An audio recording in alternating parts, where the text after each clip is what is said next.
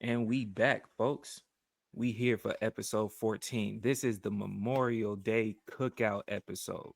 This is the homies just chopping it. Y'all know cookouts, how they break it down. They got the ladies and the gentlemen come together, but we always separate at some point, right? And we gonna do our best. I just want to put this disclaimer out there for you. For all the homies, go ahead and join in. You know how these conversations go when we be around the pit, we around the food, we around the domino table. For the ladies, I can't say this is for y'all. If you want to get a sneak peek, stick around.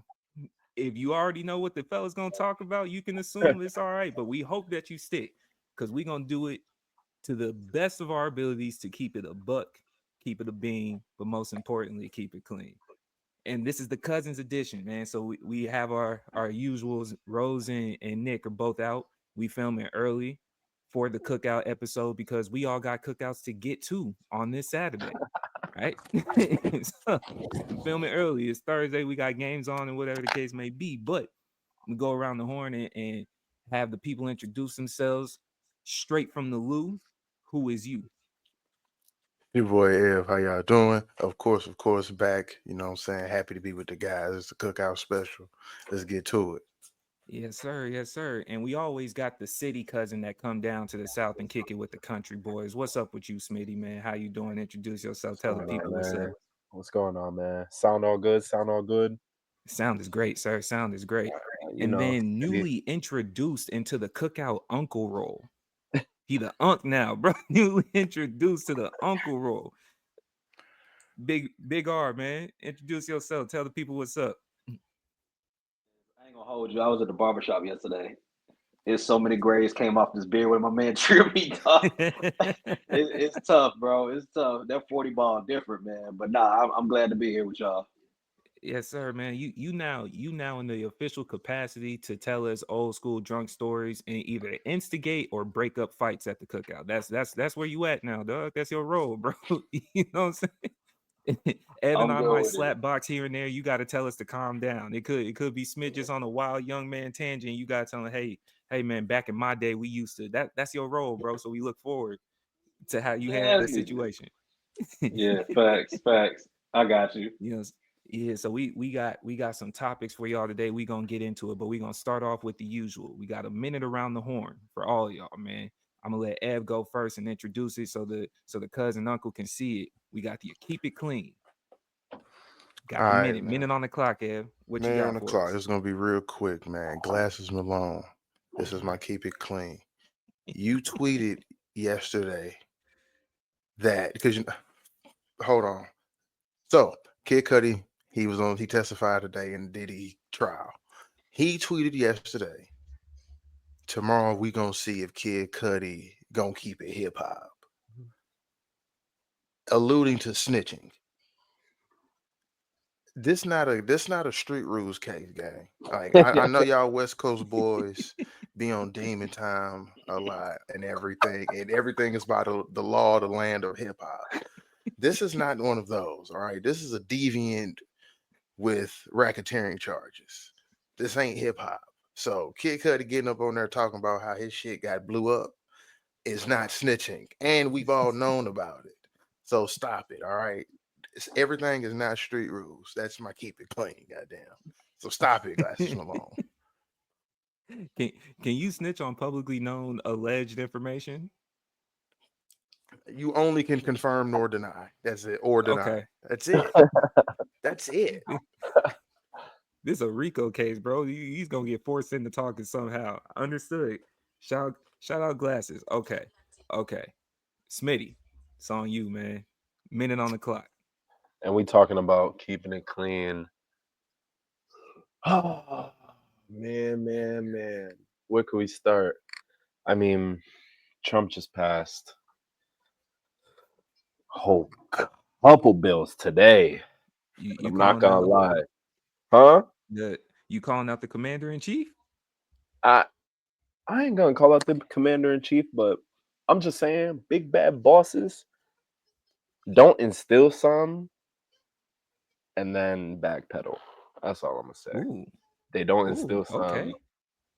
and then backpedal. So that's all I'm gonna say for right now. And we Understood. just we just Short, gonna keep sweet. going. We're just gonna keep it Short, going. sweet, to the point. Hey, Unc, I'm gonna save you for last. I'm gonna go ahead and address mine. Right. Daylight. Good sir. Devon Campbell. The allure is now gone, sir. You have spent most of this year getting mopped up in some way, shape, or form. Joey started it off on New Year's Day, talking about the West Coast, and you were the first one to respond. And in the meantime, as you chase one of the features that Joey brought on, Mr. Low Deluxe, you got mopped up in the battle rap world. Then you tried to bring the battle rap world to real life and got mopped up over there too. See what happens when you don't get this rap about a horoscope, galaxy, intergalactic type of thinking. People say come back down to earth, and you got nothing to say. Hey, hey, big fella, that ski mask, ski slope, Brokeback Mountain thing Lux did to you, you need to go to the corner and address that in your head before we see you come back outside. It's okay. It's okay, man. Get out of here, bro. Mr. Rudy. Keep it clean. Remy Ma. What happened Ooh. to you, Remy? What what is happening, bro? Why are you on IG Live highlighting all the mess that your children, this being the day that kids are getting out of school, you making highlight reels out of your mess of a marriage? Mm. And then Papoose clapped you on the internet talking about, hey, we trying to keep this behind closed doors. We have kids that we not trying to embarrass. Like, what are you doing? Like, I don't even get the strategic aspect of it. She's trying to come at them for promoting. Nigga, shut up. Spread your name. Do your tour. You were just in New York at the Knicks game with Fat Joe. Just do that. We don't need to hear you talk. If you're not announcing a battle, don't say nothing. Respectfully so. Respectfully so, man. And the crazy part is you can't fight his new girl. So just wear your L, bro. just, just wear your L. Definitely like that. Shout out to Clarissa Shields. Run the hands, keep winning, keep banging, doing what you're doing. All right, cool. So let's keep it clean. We gonna slide straight into the next segment, bro. Does anybody have cap in your raps? Who been on some fraudulent activity, whether it be actually on the mic or just in general? You got cap in your raps. Who want to go first? Rayvon. Joey Badass don't got a hit, brother, man. That's crazy. Yo, it's almost like when J. Cole said that shit about Kendrick and then almost deleted that shit in 24 hours. Like, you need to delete that shit, bro. It's like opening up with it, though. That's the only issue. Why are you opening up with that? Like, you're supposed to open up with shit that at least is supposed to either somewhat be factual or, you know what I mean? Like, I don't know, bro, but just opening up with that, I feel like just makes the whole track just eliminate. I'm not gonna lie, it just eliminates the That's whole tough. track, in my opinion. So And then at the same time, it's like, who are you to say this? yeah, Mm, bro. Rayvon, mm. personally, I ain't hear one of your songs until this beef. Call me what you call me, bro. Yeah, no, that's a fact. Fact. That's a That's a fact. fact. But yeah, All right, Rudy, I'm gonna let you go second since you went last for the keep it clean portion.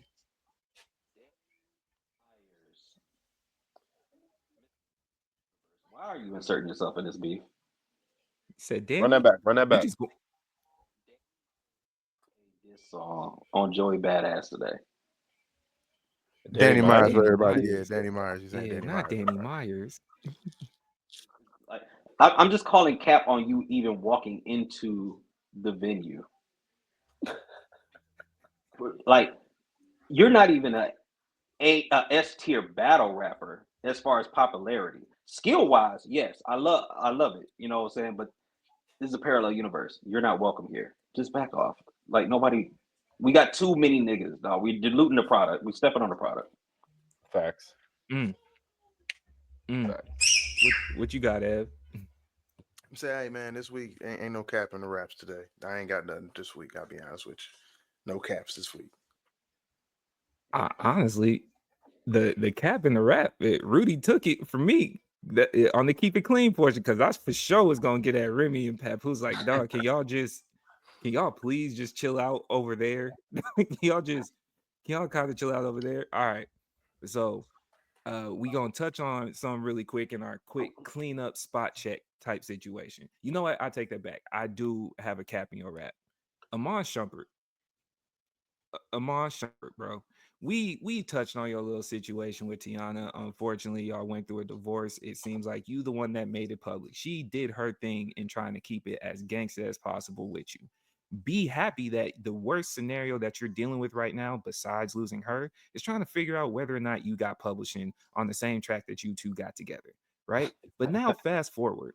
Here He you go definitely on does. some weirdo type of time, and you're trying to sue her and wish jail upon her for 20 days following y'all's divorce agreement.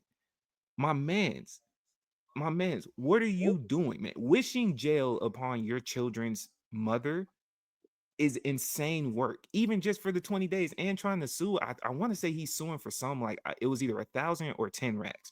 I might have to spot clean this later. 10 But racks? 10 racks, bro. Rack? It wasn't Come even on, bro. something wicked. It wasn't even something Come wicked. on, And bro. he's suing for the fact that she's talking about the divorce, which is crazy because most of this we wouldn't know if it wasn't for you. If Yeah, you didn't bring it up, she even tried to defend you, saying, hey, that's my friend. I don't want to talk about this. Kept it gangster with you. And here you are outside spreading a whole bunch of information. And now, because that last music video you put out with the new track that you dropped didn't go nowhere, you trying to recoup on a lawsuit? I mean, what Man, else? What else? Hey, man, what else he's supposed to do? get to podding like the rest of the NBA homies, bro. What? Bro, he got his meal He don't ticket. got enough stories. He don't got enough stories. Bro, you don't have no He stories. don't got enough They stories. don't. He I'm don't got watching Jeff enough T cook. stories. I'm watching even Paul George came back and got roasted by Gilly on his own podcast. They told him, they Yeah. borderline told him to get out of Philly. Like Yeah, leave us pretty alone. much. You know Nah, what I'm saying? I gotta watch that. I gotta watch that. You That feel me? Yeah, shit. So bro. we That was got wicked. who else is podding as an NBA player? I seen DeMarcus Cousins make a rebrand of himself. Lou Will got his own podcast going. Hey, Amon, Yeah, you got stories too. You were with this generation's GOAT. You got something in the bag, bro. yeah, But Sue and Tiana, insanity, bro. It's capping yeah. your raps, Yeah, bro. it's kind of that's lame. That's lame. That's lame. Clean that up. Mother your It's kids, you don't put it in jail, bro. That's lame. Yeah. wishing You gotta jail find upon another someone, way. bro. You gotta find another way. What? What, man? I don't know, man. But yeah, that's my spot check. Anybody else got a clean up spot check? Nah, man. No, Okay. We're gonna Tough get one to straight follow, into the bro. cookout talk. Cookout talk, man. All right. I'm gonna start off with what is two mandatory songs when you go to the cookout that needs to be played. Y'all with the mandatory folks, you with the people. songs. What are two mandatory songs when y'all go through and you going, you expect this to be played? Oh, I'm about to show my age, and I'm about to show my age again by not knowing it. Frankie Beverly and Maze, Oh. but the name of the song is leaving me. But y'all know the song, Joy and Pain, Sunshine and Rain. That one, like the name is the actual name of the song is leaving me. Sunshine, but At a that song has to cookout? be played Let me for just say, sure. let me Frankie say, Beverly for sure, gang. That's one yeah, of the Frankie songs, gang. Beverly going. What Frankie you Beverly mean? Okay. going. You gotta think the Frankie Okay. old Beverly. head's gonna be there too. You I'm gotta a, tell me I'm about what a, the yeah, I'm gonna take a page out of F book because I don't know the name of the song, and I'm not gonna say the name of the individual, but the song, I'll say his last name.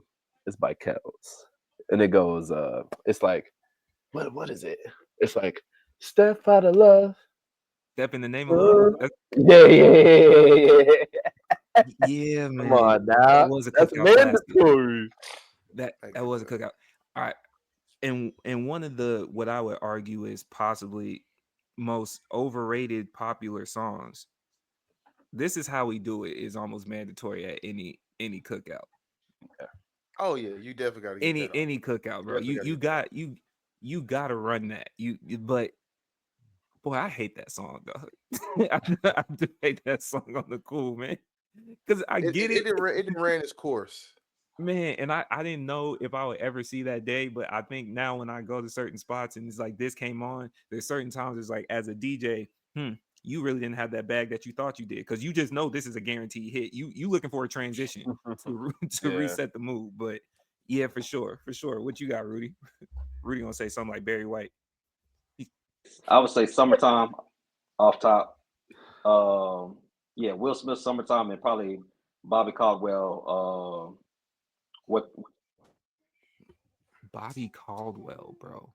That's Bobby that's Cal- that's that's deep in the bag though. But at Deep the in same the time, bag. Bobby Bobby, Caldwell, man. Bobby. Bobby Caldwell. Uh, Okay. Second song, what y'all got? We said all old stuff too, and, that's and, what I'm and old saying. by at least 20 years. Is there a new track that's Cookout approved? Oh, okay. Yes, because it's for the ladies to dance to. Wobble, Yeah. Yeah. Yeah. wobble. That's there.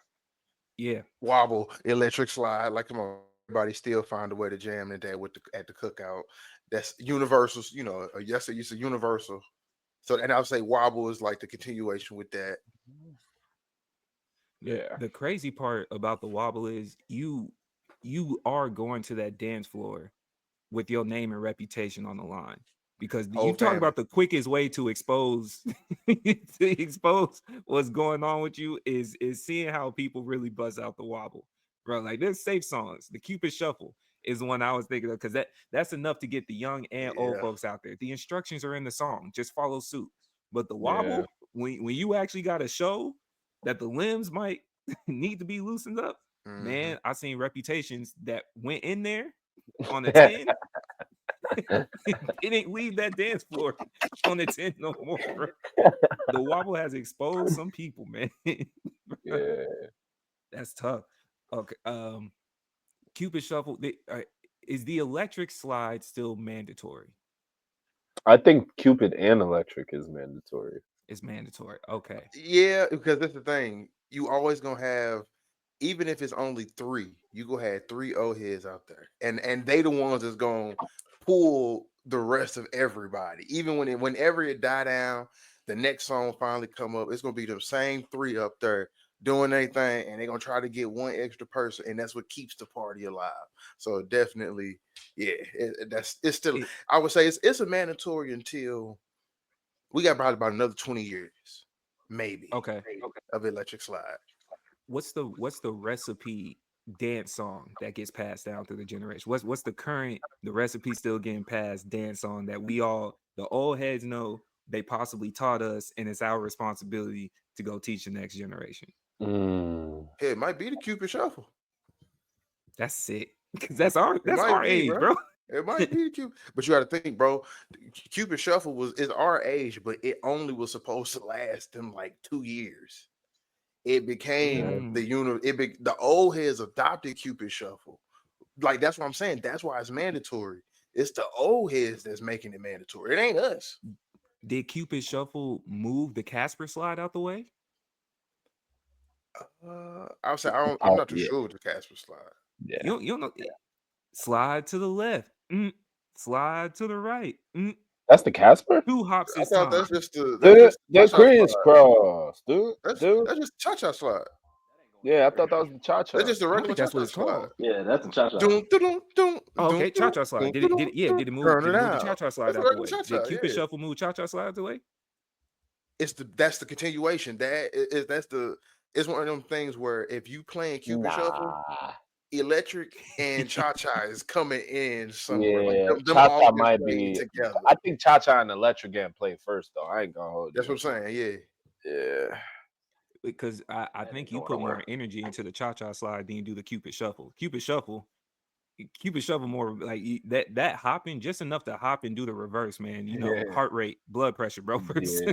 Some Cupid Shuffle, I people. think, got the best song though. I think Cupid Shuffle the best song. I think that's Because the you had to best song. think that was a regular song that we was just jamming to. Exactly.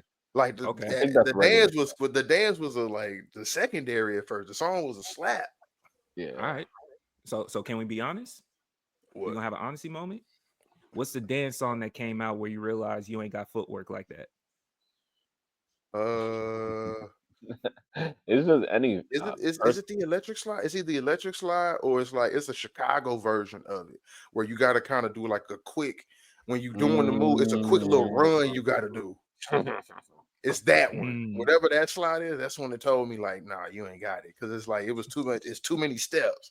Cause it's like, okay, I got a step, and then it's like you doing like 5 steps real fast to the left or to the right. So it looked like you running almost. And it's yeah. kind of and it's like, nah, I ain't got it. I can't do it.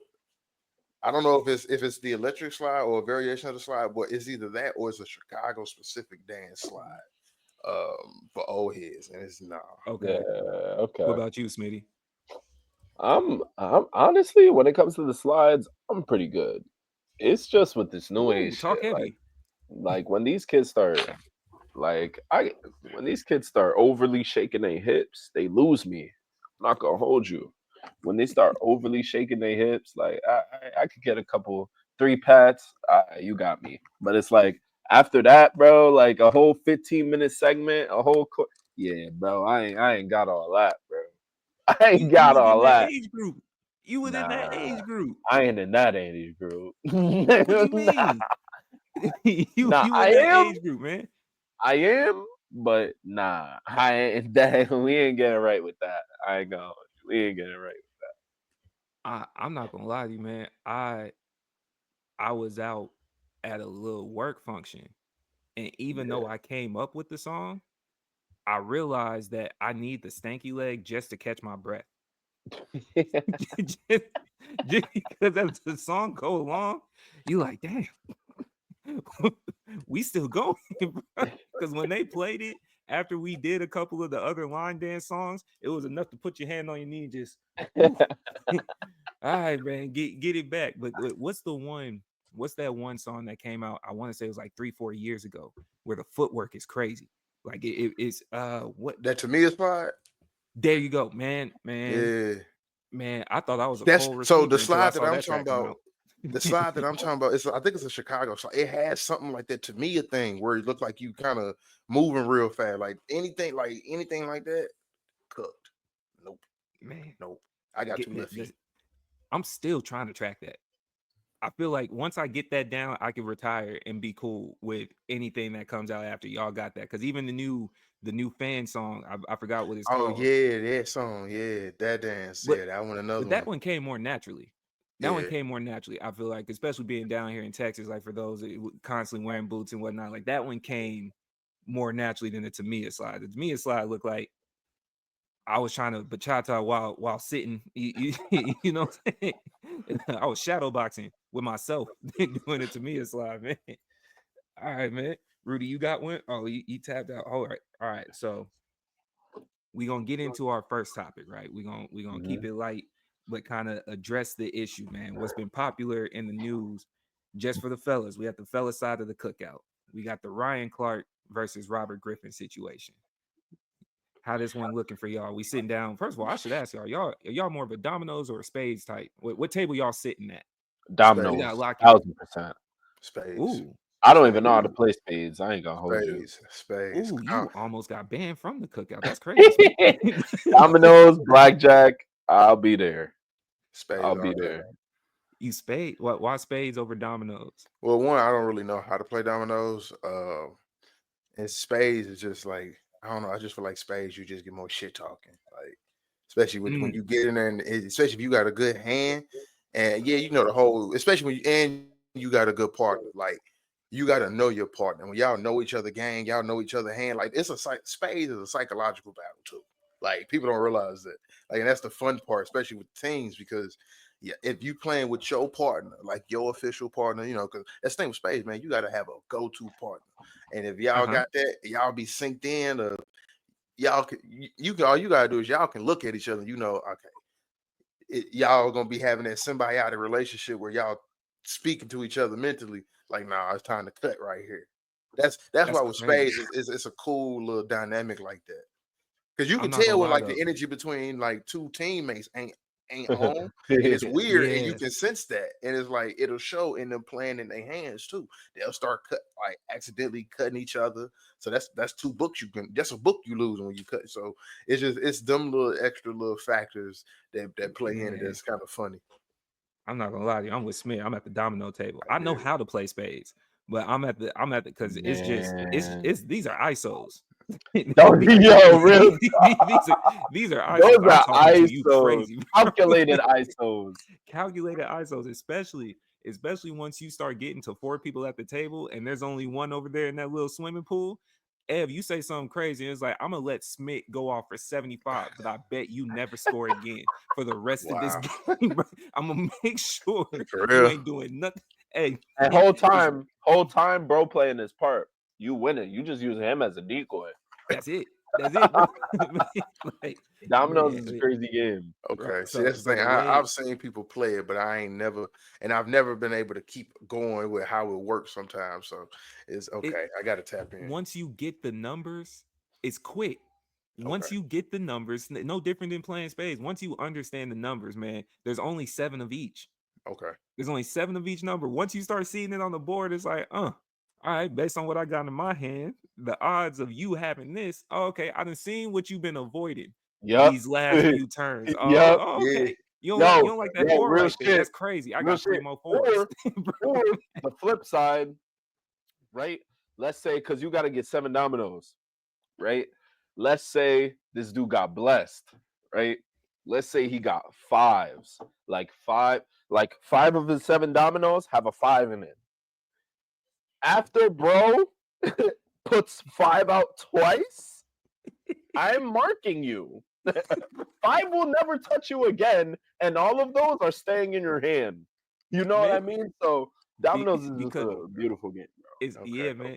Because so it's crazy. So for my family on my pop side, every year we have a Memorial Day cookout every single year. I think it's been going on well before I was born. It's been going on for a minute. Like they even do it to where you camp out, you pull up on Friday, camp out through Sunday, and everybody leave Monday morning and stuff. They got volleyball net set up and everything like that. But that dominoes table, it's the family split between the Woodfork and the Evans, and it's always a war. Loser has to be the other side name for the next year until they come back to the table. So you Oh either a Woodfork man. or an Evan by the Oh time you man. leave, bro. Like Oh it's man. not Oh it's not for man. play over there, man. That's Oh So funny. bro, man. it gets set up, man. So Oh it's like man. you got to designate who gonna represent for today. So that is you transition up as you go and get older. You preparing for being the one that's responsible for the name as Okay, you get up there. So that's tough. every other family get together throughout the year. This isn't just for fun. These are sparring sessions for the eventual war that we about to get into. Dog. It's cutthroat all year. Spades, that's cool. We could do that, and you're right because it do come down to that partner.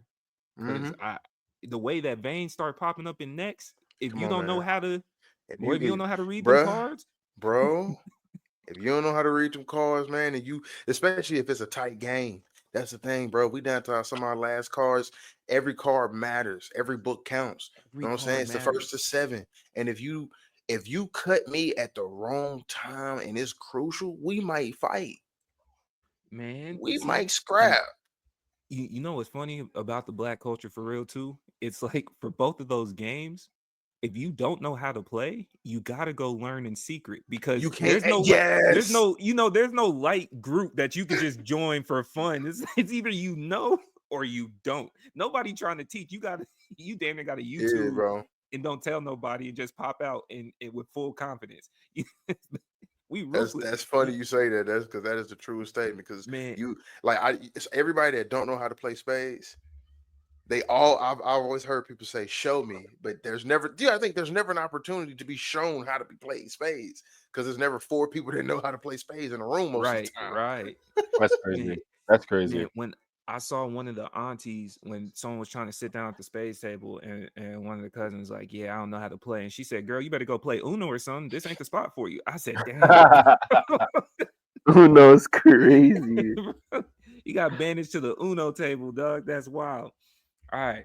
So first topic, we got Ryan Clark versus Robert Griffin III. And for y'all that aren't aware of what's going on, this might be more so specifically for the black community. So we here as the homies chopping it up. What ended up happening, it's crazy that this all came off of a WNBA game, and it got two two brothers fighting. Angel Reese, Caitlin Clark, they got their history. They've been going back and forth, and it's at least from my view, I would consider it more competitive nature than actually a disdain for somebody's person, right? Oh yeah, It no, was no. a hard foul conducted on Angel Reese by Caitlin Clark. A little skirmish kind of got started. Whoop de whoop, right? Robert Griffin puts out a tweet, quote tweeting the video saying that Angel Reese clearly has hate for Caitlin Clark. Right? That's his version of the story. Clearly has hate and kind of put it on this whole feudal thing going between them. And then Ryan Clark came out saying, "Hey man, you are now trying to villainize and demonize a black woman by initiating this narrative." And they went back and forth exchanging tweets. Ryan Clark felt like, and correct me if I'm wrong, if you know a little bit more, because Ryan Clark in his response highlighted how Robert Griffin is married to a white woman and the actions that Robert Griffin has been going about highlighting his white woman, all the way down to being obsessed with milk, constant milk references, this, that, and the third, whatever the case may. Yeah.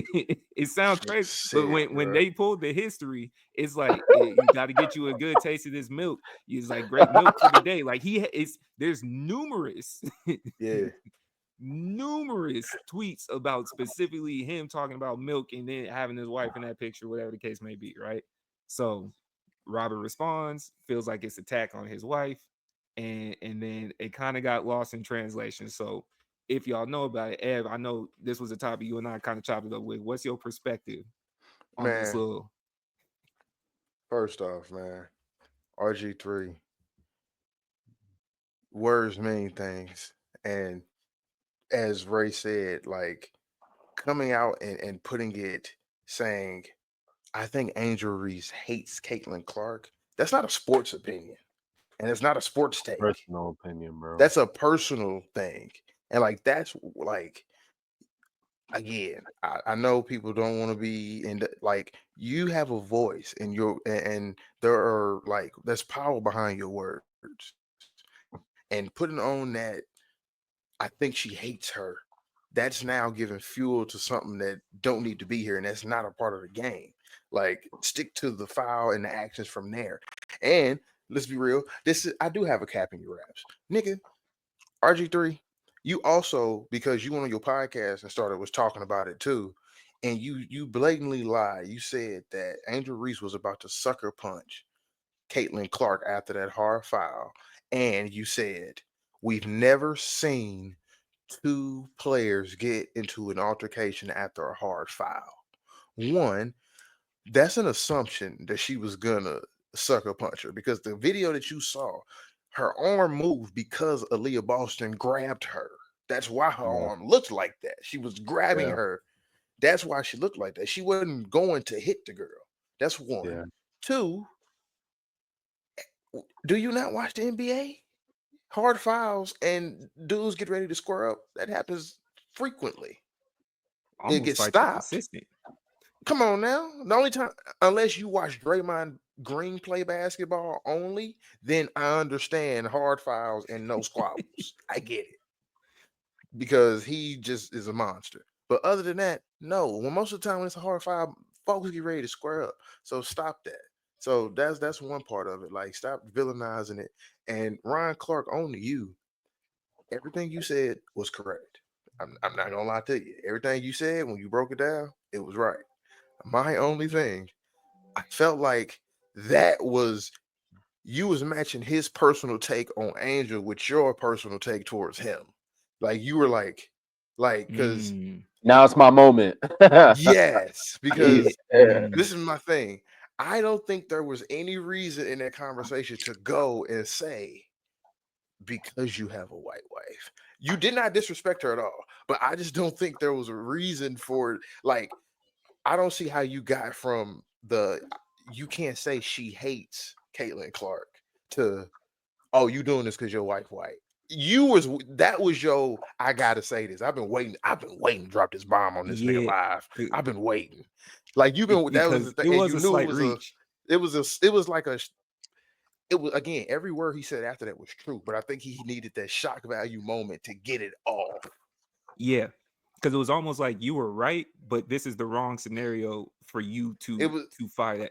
Because be specific for those that haven't seen it. The original tweet from RG3 after watching Caitlin Clark's flagrant foul on Angel Reese and the aftermath, there is no way Angel Reese can continue the lie that she doesn't dislike Caitlin Clark. I know what hatred looks like. Angel Reese hates, all caps, Caitlin Clark. Not some basketball rivalry hate either. Period. Hate. Hey, that was RG3's tweet. So based off of that, it seems like there was the undertone that was just enough to put some of the bricks down on the path, and it looked like Ryan Clark just had to add a couple more to complete the walkway. You feel what I'm yeah, and that's what saying? I'm saying, man. I don't think there was nothing wrong with what Ryan Clark said. It was like I I like that you said it too, but I just don't see how exactly you got right there to hit him with that draw full card. Like, cause you got you had two white wives. Like that's a boom. That's a Don DeMarco. Like that's what he tried to hit him with. He tried to hit Cuz Yeah. with a Don DeMarco, because it's funny for him is how does he know about hatred? But you know what? I think he knows about self-hatred because he had two white wives. Like that's how it's just, but it's like you didn't have to say that. But because the crazy part is like the more I'm looking at it, because I have it brought up, bro. RG3 went into a whole dialogue about this, man. Because And it one of was the tweets, pointless. you know what I'm saying? He started off like, I'm just going to kind of summarize a lot of this. Angel Reese hates Caitlin Clark. That was line number one in this tweet. And you know, when you pay for the extra Twitter so you could get off the extra characters, it's one of them type of tweets, bro. Like when he went a full 280 characters plus, says it's staring us all right in the face, but people are afraid to say it. Won't answer questions about Caitlin Clark. Gets mad when people praise Caitlin. Celebrates when her teammates flagrantly foul Caitlin. That's not just hate. That's jealousy and resentment. Some people get uncomfortable when you say Angel Reese hate or is jealous of Caitlin Clark because of the complex racial history of America and historical stereotypes of the angry, jealous black woman. I I, understand that. This yo, is this is RG3. I This think is I this is know. RG3. I feel Angel like Reese isn't, you know what I'm saying? Really quick, let me just finish. Angel Reese isn't just some jealous black woman. Angel Reese is an NCAA champion and a great basketball player. She's even the way that's worded, she isn't just some jealous black woman. She's a champion in her respective sport that also happens to be a jealous black Bro, woman. And yeah, bro. what did he say? That's not an assumption. That's what Angel Reese has said and shown us all. And yeah, that can turn into hate, jealousy, and resentment. That's what makes this rivalry real to a lot of viewers. And he goes on to say some more. He goes on to say some more. What you got, Smith? What you thinking about that? I'm You just must not have saying, seen that like, tweet, Ev. I can tell by your face. I You did didn't not see see that that. tweet. I'm just saying, bro, his self-awareness skills is terrible, bro. Like, yo, for what the media says about him, this is literally the last thing he should be talking about, bro. Especially for how solid he's standing on this point. Yeah. Like, yo, for what he's saying, yo, bro, like you really, oh man, like And the thing is I too, when you know you got two white wives and you trying to now make this a black white issue, like because that's what he did with that. What he turned it from the basketball take into the black and white issue because unfortunately anything Angel Reese and Caitlin Clark related, if it's race, non-bas, it is going to be race related. yeah, And that's what he turned it into. That's why I say like you made it so divisive and villainous towards Angel Reese when you make that. Ryan Clark is well within his right to say, "Hold on, nigga. Who are you? Okay, Are okay. you? So You like was it a reach though? Because to give a little bit more context for y'all that haven't seen it, like you said, Smith, you haven't seen the tweet. Ed, based on your facial expression, I don't think you saw the tweet. I didn't just see read. that. Well, because I the didn't. tweet, this I tweet- believe he did like. Never mind. I'm thinking about another tweet. Oh yeah, he You're might right. have updated it a couple times or whatever he did. But Yeah. in that same tweet, there's a YouTube video of him discussing it. He just tweeted his bullet points. In the Okay, video, that is tweet. That his is wife tweet. is sitting in the background as he's calling her a jealous black woman. His wife. He's trying to kill two birds with one stone. Not only is he trying to get up in ESPN or whatever company he's trying to go up in, but he also trying to be good at the crib. So honestly, yeah, bro, his opinion's kind of irrelevant when it comes to this shit. I'm gonna be honest with you. Like when it comes to shit like this, I'm not talking to RG3. I'm gonna be real. Exactly. I don't think it matters. I don't think it matters what skin tone Caitlin Clark is. Like they got beef. They got beef. Let's not make it a skin tone thing. Magic and Bird had their beef because they was in college, going band for band, and it leaked into the pros. It wasn't no Magic was loved. He was black and loved. Like this not a thing where he had to fight a couple, you know what I mean, racial situations and stuff. So it's like I hate how people trying to make this like racial, bro. Like I hope Angel Reese isn't making it racial, but in my opinion, I don't think it's racial. I think people are forcing it to be racial. Yeah, that's what you RG think he's trying to you think he's trying to work his way up? Because if I remember correctly, wasn't he fired from ESPN recently? Like he got laid off. But they were doing a lot of layoffs. It wasn't like him specific. He trying to get back in the door, bro. He trying to get back in the door. Because what did you gain? I think was my question when I first started popping off. Before we get to Ryan, I look at RG3 and my thought process is, even being in an interracial relationship, my thoughts still went like, what did you gain? Bro, he was just pulling a Karen move. Like his response to that, he was pulling like he was pandering. And with the tweet, he was pandering. I didn't want to say it, but he was. That sounded like something his wife said and then filtered it through him. That's the crazy part. That as a man, it looked like his wife was like, don't you think Angel's just like aggressive? And he really sat on that and was like, you know what? You want something. And you know why I hate this situation and the randomness of it is them two going back and forth brought out someone that I'm never trying to hear from in Emmanuel Acho. The last Negro that I'm trying to hear in any type of this dialogue and I'm good friends with both of them, and so I must say it's just shut up, Emmanuel.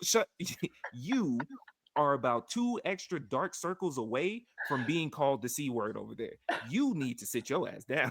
You should not have been in this conversation, bro. Yo, they say Emmanuel Acho played in the NFL, bro. I'm a Dallas Cowboy fan. I never seen that nigga make a tackle, bro. I'm gonna be honest.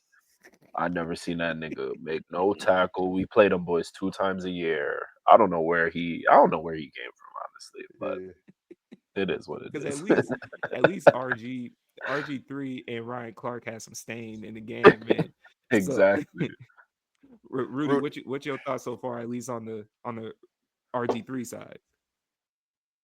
For me, the most diabolical thing was the YouTube video, because on the YouTube video, she's in the back with the cup from Get Out. It's the exact same cup. Oh my god! He's trying to go back and watch the video, bro. I swear I'm looking at it. He's not wrong, bro. Like, and she's just like, it's almost like she's like channeling her inner demon through his words. Oh man, I think that's what's going on, bro. It's a bad John. Like it looks crazy, and it almost it gave me the vibes of like this nigga he was sent on a crash out mission. It's basically like, hey, this is the message that we need to get out. You know how we have the C words. Hold on. I'm sorry to cut you off. Did you see how Rudy just pulled back? You don't even deserve being called one of the niggas no more. He said, nigga, hold on, not you. Give me that back. He grabbed that out the air. Nah, not you. He said, mislabel. Pardon self.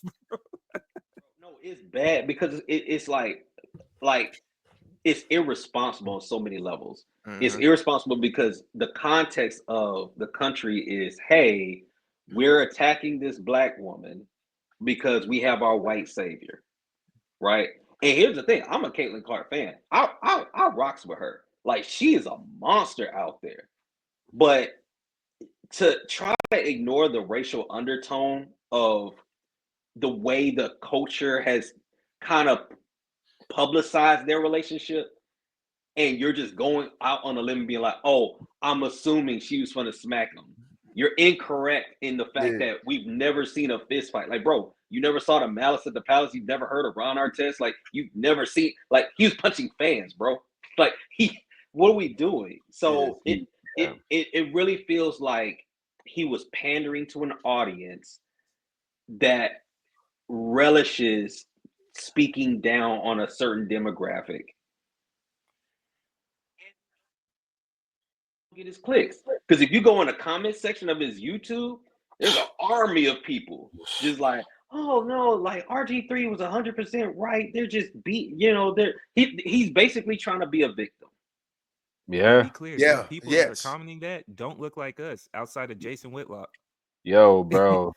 It's crazy. The diabolical thing is that with all of this, he's really just sitting back and just assuming all of this. Like, Yeah. I don't understand, like, for you to take any stance is crazy.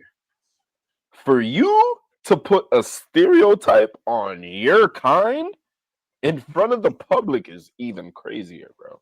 Yeah. Because That's even crazier, bro. so He didn't I'll even rebuttal anything Ryan Clark said.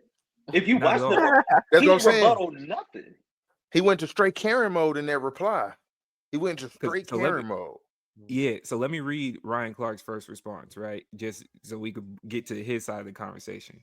RG3 saying he could recognize, quote, hate when he sees it, end quote, when referring to Angel Reese's feelings toward Caitlin Clark was irresponsible, but not at all surprising. Clark's the biggest star in women's basketball and deservedly so. No need to beat up Reese to add shine to it. RG3 plays into a narrative that Reese is the villain of Clark's hero origin story. Now, Oberman and Portnoy, who name is whoever they are is blanking me right now, who berated Reese in college, have an ally in Griffin, which is wicked. Don't tell me that the white people found the ally in you. Add him to the list of black men who've adopted the corny trend of denigrating black women to affirm their choices, attacking Reese multiple times in order to gain favor from his desired crowd won't help RG2 blend in more. Echoing the microaggressions of racists won't make him any less black than me.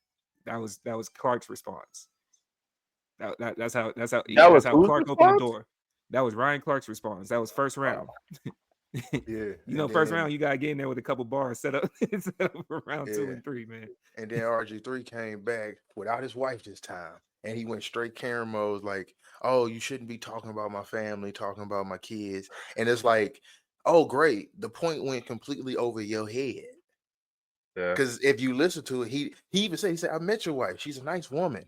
But you make it as if the best thing about her is her skin color. And that's something that you're doing.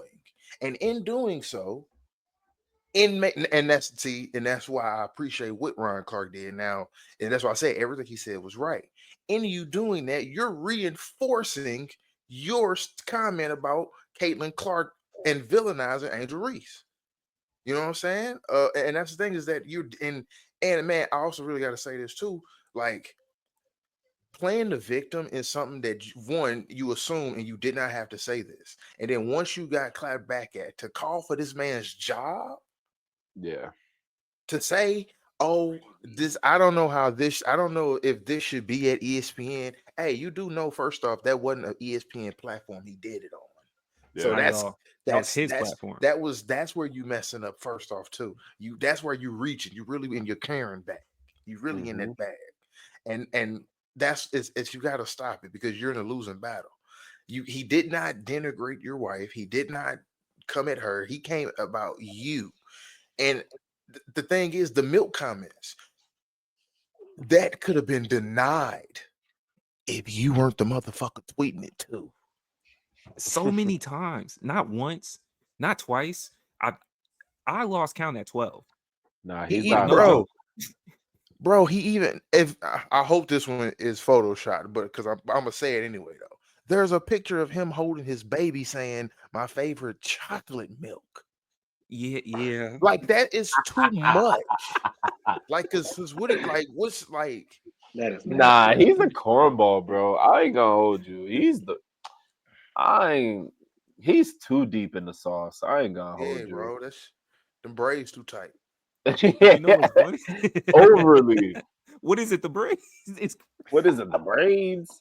Nah, bro. I'm gonna be honest. Yo, you know what's wicked too? When you look at his response video, dude did look like he cried in the car for a little bit. Like his eyes mad puffy. He looked like he cried a little bit. Like she told him, "You just gonna let him talk about me like that?" Because he came in first line in his follow-up tweet. There's a line you don't cross in life, and Ryan Clark sprinted past it. I was like, oh, it's, he got a talking to in the Yo, crib, bro. he even getting the sayings down. That boy said Ryan Carter sprinted past it. I said, I know a man that got a talking to at home when I see him, bro. No, man. And even when you see most of it, we've already highlighted this, but all the people that are sympathizing or agreeing with Robert happen to look a particular way.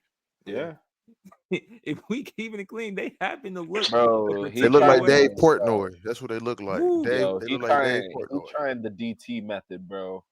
He trying the DT method, man. You align yourself with the majority of the country and just hope all else goes well. That's what he's trying Man, to do, I haven't seen that many milk references nah. there, but at all, man.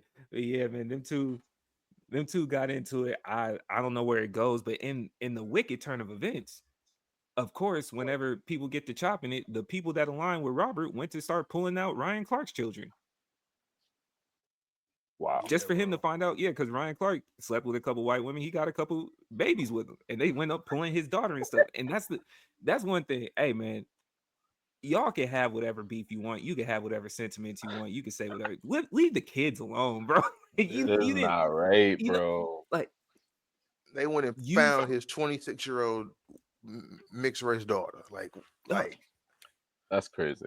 and But then I again, don't know. if you Ryan Clark ain't gonna pop that though, you gotta be ready for that. Yeah, Like, but Ryan Clark also didn't have 50,000 tweets talking about my favorite milk of the day. true, true, You dig what I'm saying? Like, true. like he Yeah, still stood on his own little two and didn't have to go through all that reference. You know what's he ain't really deny nasty it, but about he this? ain't over glorify it. I get it. I get This it. is the type of stuff that they would call toxic masculinity because all of this started. We are talking about Ryan Clark's children, RG3 defending his white wife, and this was supposed to be about WNBA basketball. We gone that far down the trail. We yeah. ain't even talking about the game no more. Shit, Like, crazy, bro. Does he you couldn't even even know tell who me the won the score of that game? game. That's what I was I, about Exactly. to That's say. what I'm saying. Like, y'all, most Like, come most of on, the people man. commenting couldn't even I tell me the doubt it. score of that game, bro. That's so because Doubt Caitlyn it. walked away. If you see the video, she, Angel Reese got up. Caitlyn walked away. She ran to the Yeah. bench. Shout out to her. She know a problem when she see one. Don't do that type of situation. Go Yeah, put up nah. buckets. Don't try to engage in this nonsense. I understand the business. She is a business right now. Mm-hmm. She has clearly helped the WNBA get to these tactics. I would have never predicted, even in the rivalry that they try to push between Angel Reese and Caitlin Clark, that I would have got an RG3 and Ryan Clark square up I ain't in a gonna rivalry lie. situation. Ryan Clark though, he be standing on business. Oh yeah, Whether and it's that's whether it's you know what I mean, Antonio Brown, RG3, he be standing on business, bro. I ain't gonna lie. That's one thing he gotta do. and I was saying I Ron forgot Clark about is the Antonio. man to pull. He's the man to pull RG3 to the carpet. He is the one. Yeah, yeah. That's why I say, hey, you maybe jumped a couple steps to get to the point he was gonna get, but he's making the right point, and he's the person to make that point. So yeah, Yeah. Like you could do a little hop here and there, but you overly hopping, man. You overly hopping. Dr. Umar, Over man, be feeling the way, man. You overly hopping. overly hopping is hilarious. Overly hopping is hilarious. But speaking of speaking of basketball, because that's where this whole thing started. Playoffs. We got an update for y'all, man. Great segue. Round two just finished. We're in the midst of round three live as we're speaking. OKC is playing Minnesota. They up 7 going in the third quarter. But we had 4 series with conclusions, man. Which one y'all want to start off with? We got Thunder Nuggets, we got Knicks Celtics, we got Wolves Warriors, we got Pacers Cavs. Which one y'all want to break down first? Man, let's get to the stinker first, which was Golden State, Minnesota. Let's get that. And the reason I say that because let's get it out the way because there's really nothing to talk about. There's only 2 points we need to talk about. This series, I genuinely say, the Warriors would have won if Steph did not get hurt. That's my. I'm going to say that because of how Game 1 was already looking. Second thing, Jimmy, how he was looking in that first quarter. Yes, I'm confidently saying they was gonna win that series. They was gonna win that series in 6 or 5. It would if Steph don't get hurt. Second thing, Jimmy Butler. I know you tired of carrying Miami on your back these last few years. You needed to pull that for just 2 games and you couldn't. And I'm sorry, but that last game, I'm very disappointed, brother. Yeah. Those are the only 2 Okay. highlights that I have for the series because the series was a pooper after Steph got hurt. Yeah. And Steph it got was hurt a in game 1. Game 3? He got hurt in game 1. Game. Steph got hurt in game 1 in the second quarter. Took a mid-range shot and felt that tenderness in his hamstring. Remember that series only went 5 games. 13 You minutes. right. Okay. You So and you think they take it in 5? Okay. I think I genuinely think they take it in 5 or 6 because it's just that movement that they got is just different. And how Jimmy was playing with Steph beside him, bro. And that's the thing, how that team looked without Steph, bro. Steph is the engine of that team. His motion, his gravity, all of that, bro, it keeps it to where anybody else on that team can make some plays. Because if you saw as soon as Steph got hurt, no spacing, no shot making, no shot creating, all of that just literally fell by the wayside. All that Buddy Hield, it was Buddy Yield, motherfucker. He was on yellow. Yeah. Yo, bro, I ain't gonna lie. I don't know why, but I think only because I've never seen Jimmy Butler's demeanor like this in the playoffs. I almost feel like this was, Jimmy Butler always has an internal battle outside of the external. I feel like he low key wanted to display like the Golden State Warriors talent this run and let it be known they ain't got shit in the future, like at all whatsoever. I think that's, I think I could see I that, can bro. understand it. because, bro, I'm just saying, like Jimmy Butler, bro. The last run he sat out, he was hurt, and then that was Boston. He didn't come in for that series, but bro, every series under that, you at least get one Jimmy Butler game, at least one. Well, he did give Possibly you one in this 3. one though. He did give you one in this series though, with the one He with did. 38. He did give He you did. one. He did. Because He the did. other part, But the after other that part, game, it looked different. you could go right. Yeah. No, I was gonna say because the other part, when to Ev's point, comparing it to his Miami run, the drop off from Jimmy to the next viable option on Golden State compared to at least you had if he was playing the Tyler Hero. Hell, Duncan Robinson showed more consistency than some of the players he had on Golden State in this situation. You know what I'm saying? Like even for him to try to carry that, Buddy had that one game and was riding the wave of that one game. After coming off of game 7 with the Rockets, then all of a sudden it was crickets. He was there, but he wasn't there for what they needed him to be. We need you to be number 3. Mm-hmm. You weren't even number 4, 5. You dig what I'm saying? So it's like Kevon Looney is the next highlight in this situation. So Jimmy can only do so much because now with no Steph and the team full of dogs in Minnesota and defenders, they sending the world at him. Mm-hmm. Bro, like I think it's a little bit different in that situation. Yeah, no, 1,000%. I mean, bro, bro. There was he was mic'd up. He went up. Either him or GP2 was mic'd up. He went to GP2. He was like, "Yeah, y'all trying to wait for Game 6 for Yes. Wardell to come back? Yeah, nigga, we not seeing that Game 6, nigga. Y'all going to Cancun Yeah. ASAP, And it's ASAP. sick too, Fly." because Curry said he say I was gonna be good game 6. No, bro, it was widely known. It was widely known. It was widely known. Game 6, he's coming back. He said, let me put you guys out your misery, man. Y'all going home, man. Y'all going Do, home. do y'all think if Steph got back, they win the series? It depends. I would say honestly, coming back, I'd have said no because I still think he was rushing back on that hamstring. Like I don't think he was gonna come back and be full strength. Yeah, Yeah, because I'm hamstring asking different. y'all. We got two Warriors fans live on air with us right now. So what y'all you saying no, Rudy? What you got? You think they pull it off? Yes, 100% they would have beat them. Even with him coming back with the hammy, 100%. with the bum hammy. Yes, yes. All right. Let me tell y'all exactly how this goes. One, you're right.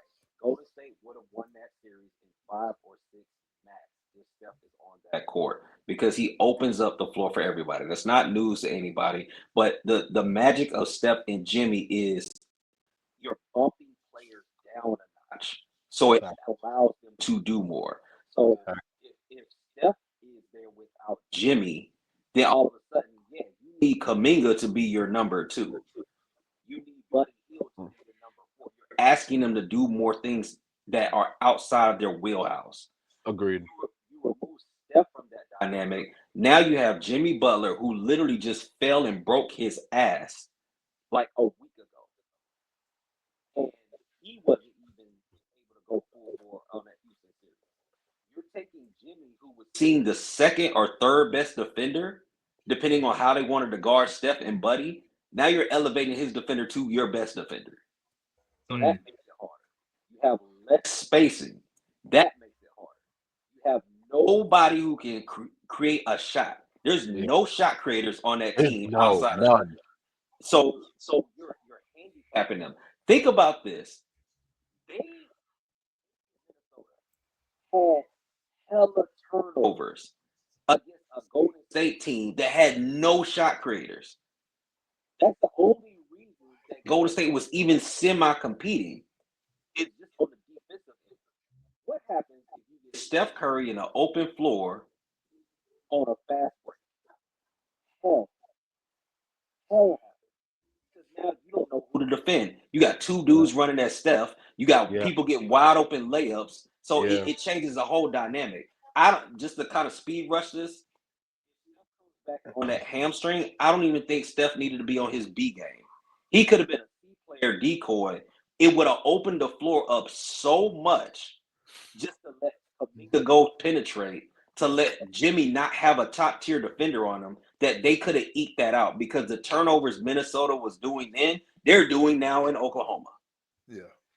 You think Live as we speak. You think Ant would have allowed that? I think Ant didn't matter. I think Julius Randle was the difference maker on that in that series. I think Julius Randle has been the best player on Minnesota these last 2 series. He's been No, their no, no. most important. What I mean is, like, if Steph came in, he wouldn't have been 100%. You don't think Ant smelling the blood in the water? Yeah, You don't think he? I think Ant. Here's the thing with Ant. Ant is inconsistent, bro. And I love him, but he just he got the look. He got everything that you want. It's just that he will give you a 40 ball and then he'll double back with an 18. I'm gonna be honest with you, bro. Which superstar ain't doing that nowadays? That's hard. I ain't gonna hold Tyrese Halliburton. Nah, Tyrese is giving me, bro. Tyrese, I ain't gonna lie. I'm gonna be honest. Tyrese, Shea, all of these boys is only giving me 2 games a series, if that. If that. We gonna talk about him probably in the other series, but I don't know. Jokic did his job. But in this series, you know what? At least for the Golden State side that got exposed to me, again, Steve Kerr can't cultivate talent. He can only work with he can't make young talent motivated to play for him and lock into that Warrior squad. Who the put it whatever his name is, the curly head dude, Oh, what's his however you Pod, say his name, dog, pod. yeah, vibes. Brandon was Pajimski. the most frustrating player on that court for me. Every time he got out there, because I think it was either game 3 or 4, but it felt like every time Golden State would go on a run, he would enter the game and 8 points would just magically appear for the Wolves. Right? Because Hey, I can't remember if it was game 3 or 4, but the Warriors were up. It was like 10 or 12 ending the first quarter. And then my man's just gave them the ball in 4 separate possessions. And Damn. they go into the second quarter only up, I think it was like 1 or 2. And he kept doing that, bro. Like, yeah. why is he on the court? When old dude rapped and said it's the fourth quarter, why is Batum in? The whole game, I'm looking at it like, why is he in the game, bro? Anybody but him.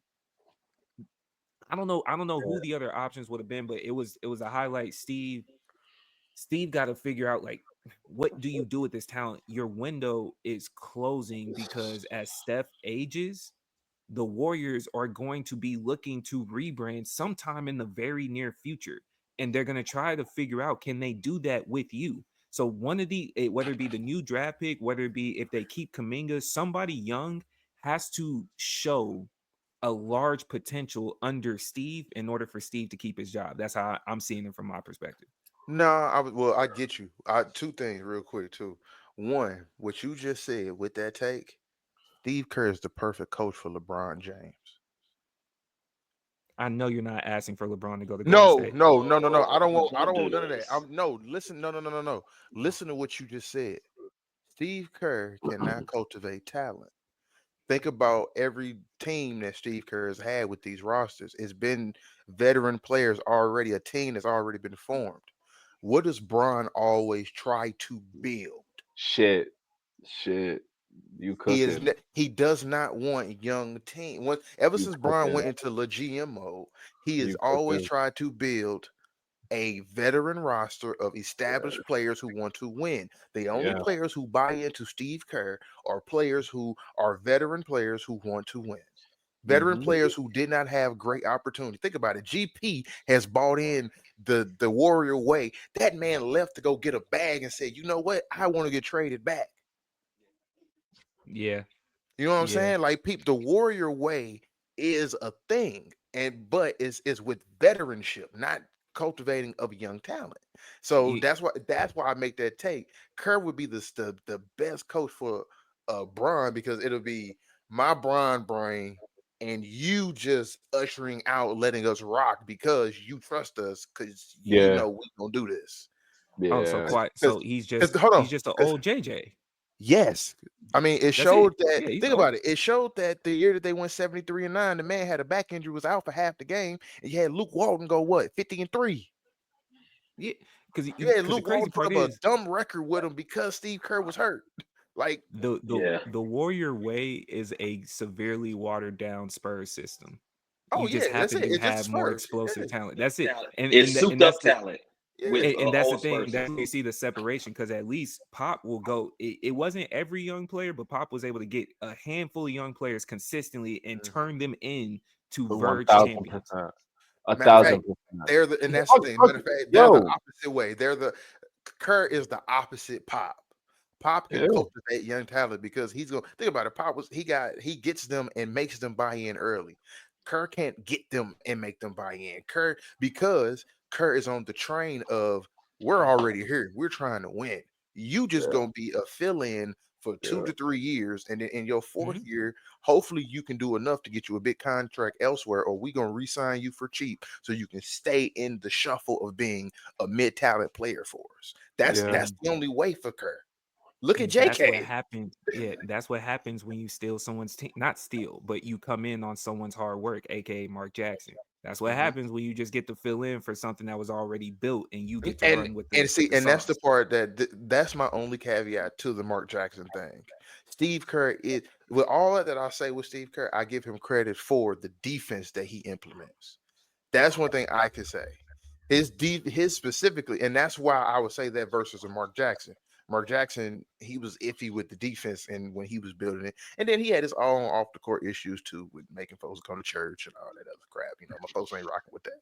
But from an on the court talent perspective, though, defensively, Steve Kerr, what he implements, mind you, coming from a Spurs background, that right there, and I got to give him for that. Even though he can't cultivate talent, he can cultivate what he got on that court defensively. Okay. I don't Okay.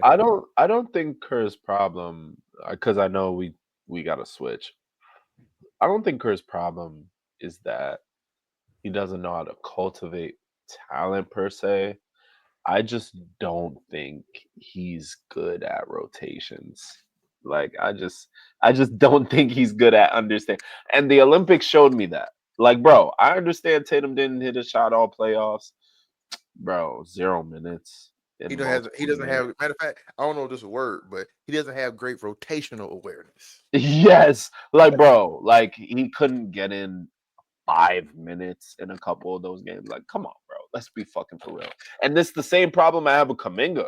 Kaminga should never not be touching the floor. This is your future. And if he's not your future, you need to be playing him so he could be trade value.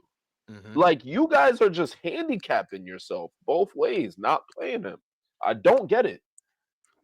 Nerfing his trade value. They're basically nerfing him on the open market so they can sign him back for the cheap. That's basically what they're doing. They're hoping that, like, they offered him 30 mil at the top of the year, and I'm a speed run this, so I know we got to go, but they offered him 30 mil. He turned it down. That was stupid, but he turned it down.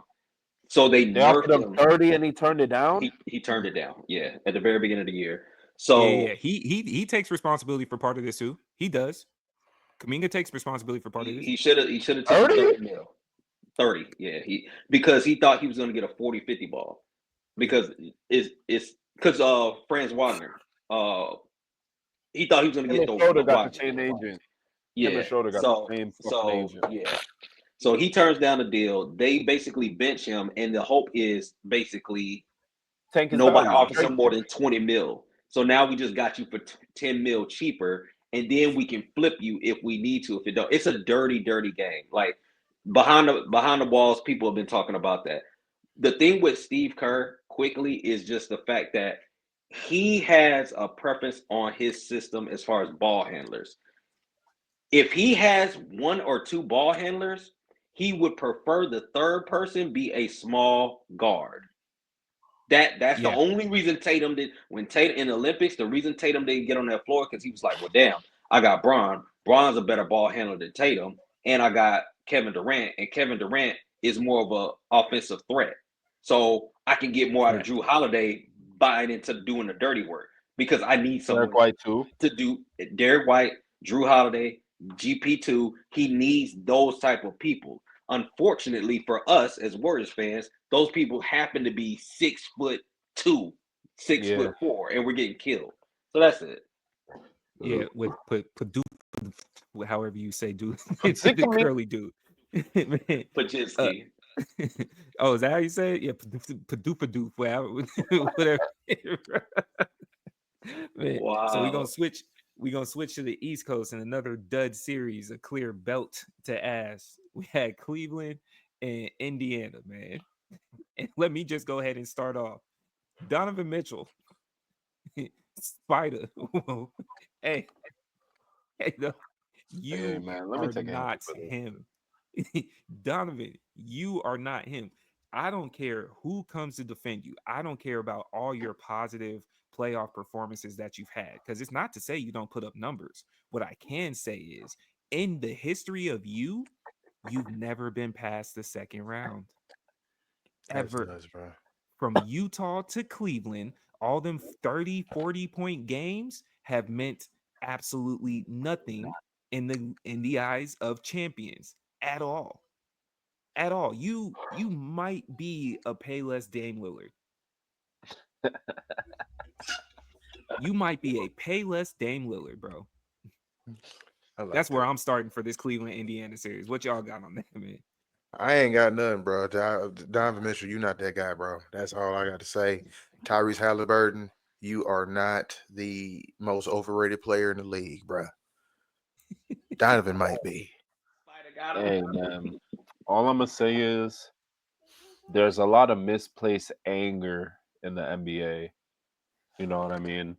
I'm seeing Donovan Mitchell in certain clips shoot a jumper, and oh my god, my ankle hurts. Right? I'm seeing Jalen Brown on a torn meniscus give me 26, 12, and 8, and still reach criticism that Donovan Mitchell ain't never get. Donovan Mitchell, bro, why is he so oblivious of criticism? He's been on 3 first seed teams. 3. 3. 2 of them were in the West. He has 0 conference finals. Jalen Brown, everything they say, the hypotheticals on Jalen Brown is literally Donovan Mitchell. Like they say, oh, he can't be a 1 because of blase, blah, blase, blah. That's literally Donovan Mitchell. Like we are literally seeing that with Donovan Mitchell every single year for the past 5 to 6 years. And he is absolved of every type of criticism. And I do not understand that shit, bro. I do not understand. That's the one math in the NBA I cannot get around, bro. I cannot. I can't. uh it's it's one of those things where when you look at him playing, even the way that the series ended, yeah, man, we disappointed the fans and we disappointed ourselves, and we'll be back. Be back where? To the same thing? Be be back where? Because it's crazy. We haven't left here. The second round has been your final destination every single year. So what are we getting back to in this moment? And you know what's wicked about that Tyrese Halliburton situation? Him being benched in the Olympics allowed him to just fly under this radar. He came into this season with the lowest of expectations. Everybody else that played in the Olympics, bro, because even with Jason sitting Back, next to him on the bench, back. Jason took the spotlight because his mom's tweeting. Everybody's like, this champion that just sat down. Tyrese just kept throwing up peace signs, smiling, got him a gold medal. And now he out here like this secret assassin that got Yo. sent to just go murk people on a regular basis. Because even when Donovan had a chance to make relevance, you know who got the ball in the last couple of seconds and said, "Oh, remember, remember the guy y'all hate, buckets, yeah, bye bye, go sit the sidelines, Don, bro." Tyrese got a gift wrapped season opportunity to just come out here and run amok. He had no expectations. Even as we're seeing these playoffs develop, we just watched him get Giannis out of there, scoring game-winning bucket on you, series-ending bucket on you, Mr. Greek People, Freak, and then yeah. go right back here and then step on the spider. Splat. I like that. You Step gotta right on the a spider, lot of bro. people a lot of people gotta understand too. He's low. Like he showed me personally, he's a throat slitter, man. But what made me realize that he missed the playoffs last year. Like after the Pacers advanced without him when they won when they won Game 7 against the Knicks, but that game against Boston, I think the differential was like 15. We swept them, but the differential was 15, bro, throughout all Yeah. 4 games. So it's like I know he's seen that, and I know he was like, I can't wait. So, bro, I swear to God, I'm sitting at the edge of this shit watching the TV yesterday. I seen this sick ass nigga get a free floater, and the nigga dribbled the shit out for the 3. I said, nah. I said, nah. He's a sick dude, bro. I said, you're nah. He's a sick dude. Sick, sick, sick, sick, sick, sick. Okay, so let me ask you this, man. Is that Cleveland team cooked in the future? Like, Yes. what do they need? What do So, they need? They need a so, brain transplant. I'm gonna shoot them a bro, little bell too because they were dealing with some injuries, but at the same yeah, time, they still it's gotta No, stand on it that it's some problems going not, they're on. not dead. because the thing with the injuries with them is their starting five was probably one of the most loaded starting fives in what we saw in the playoffs coming into this playoff series. The only other team that had a more disgusting starting five, I would say, that beats them out would be Boston, fully healthy, right? New York, maybe, but between Mobley, Allen, Darius Garland, bro, Mitchell. You know what I'm saying? Like you bro. had a squad. So even if one or two goes down, quiet is kept. You know what? I might be lying. Because when you really study Indiana's five, they do got between Halliburton and at least Pascal, they do got a couple of goons over there, bro. Yo, I told my boy, he a Knicks fan. I said, bro, I had to go through this shit last year. We swept them, but I'm telling you right now, right? Let's take for instance, game one was Hallie and Neesmith. Game two will be a complete different duo of niggas. It might be Yep. Obi and Ben Matherin going Obi's for gonna. 60. I was about to say, bro, Obi gonna have one. It might be Obi and Ben, Obi and the gonna have game one. after that, it might be Nemhard and Siakam going for 70. So, like, bro, they got 9 deep that could give you 20 at any moment, bro. 20 to 25 to 30 at any moment. Because you know what Crazy. frustrates me about Cleveland too is you were going up against posts that didn't even want to go inside. Like Mobley should have. Mobley was injured, but he should have had him a series, right? Jared Yeah. Allen should have forced Miles Turner down on the block and get him into foul trouble, but you Yeah. didn't. So Miles gets to float around, being his own version of Kristaps Porzingis, and spot up wherever he chooses. And shout out to Miles. Miles Turner has been having him a playoff run, bro. Miles has been it's crazy to see because we remember Miles for banging out in the paint. Then he got a couple concussions, said, Yeah, you know yeah. what, I Trying don't to like shoot. elbows, and he been playing Yeah. outside ever since then. Now he And he's developed that jumper. man. Shit. Hey, I Yo, mean, shout out to Miles. He's because you gotta think Miles has been a consistent trade block guy for about 8 years since he came in. After that, after probably year 3 or 4, and he's talk about it. always stayed pat. They never got. I guess they never got the value that they wanted to get, and he stayed down. And he on this playoff moment where he's getting to show himself as well a little bit now too. So now people know him more for just Lego. So Yo, Yeah, you know what I'm saying? They he know he can Lego move man. too. He Lego man, but when the playoffs come, he the only one on that roster, and this is what we was talking about in the chat. It's like, bro, Hallie doing what he did the other night is not likely. The most likely on that Indiana roster is Miles Turner getting 20 and whatever rebounds he get, 27 or whatever, yeah, 2 threes. That's the most likely thing to happen. Siakam, Hallie, and the rest of the gang, it is what it is. But Miles Turner, bro, he shocked me personally. I yeah. wasn't the biggest fan, but he's a playoff riser. I'm not gonna lie. When the And playoffs come, yo, he hit Cat with a dribble, sidestep, midi. I said, "Oh my god, who is he feeling like? Who is he feeling like?" I because the said, "Who crazy is he?" part, because we also have to remember quietly what they built. The Pacers do have a championship winning coach. Rick has really, you know what I'm saying, gave them discipline. And it's just because you kind of forgotten about the Pacers for such a long time, even especially for the last 10 years since Paul George has left. You forgot about them. Yeah, They they they got talent. he was what, the Lakers head coach in the bubble? Not Mavs. He was the Mavs. Okay, okay, Yeah, okay. he won with the Mavs, that 2011 championship team. That was Rick Carlisle. Okay, okay. Who the Lakers won with in the bubble? Frank Vogel. Oh, it was Vogel. It was Vogel. Yeah, It was Vogel. It was yeah. Vogel. It was Because Vogel. It was. Carlisle just got to the Pacers, I think 4 years ago. That's Because why I'm thinking about the Pacers, because Vogel obviously he yeah, started on the Pacers. That's because why. Okay. Luca and Carlisle didn't get along, and they chose Luca over Carlisle, so he Over wasn't really on Carlisle. the rebuilding. And then thinking of that organization with Larry Bird still being involved, like that might be a team. You know what I'm Yeah, saying? But yeah. hey, Donovan, get your ass up out of here, dog. I'm sorry. So Fact. we gonna go back to Let me double back to Hallie real quick. okay. Rose. Yeah, Oh shit. our brother Rose, man, you ain't here, but you gonna catch this bullet. All right. Yeah, basically, what you're seeing with Hallie is what happens when the lights are not on you and you do work in the dark. Because when the Olympics happened and my man was throwing up the peace signs, as soon as he got out that photo op, that boy was in the gym. He wasn't bitching. He wasn't complaining.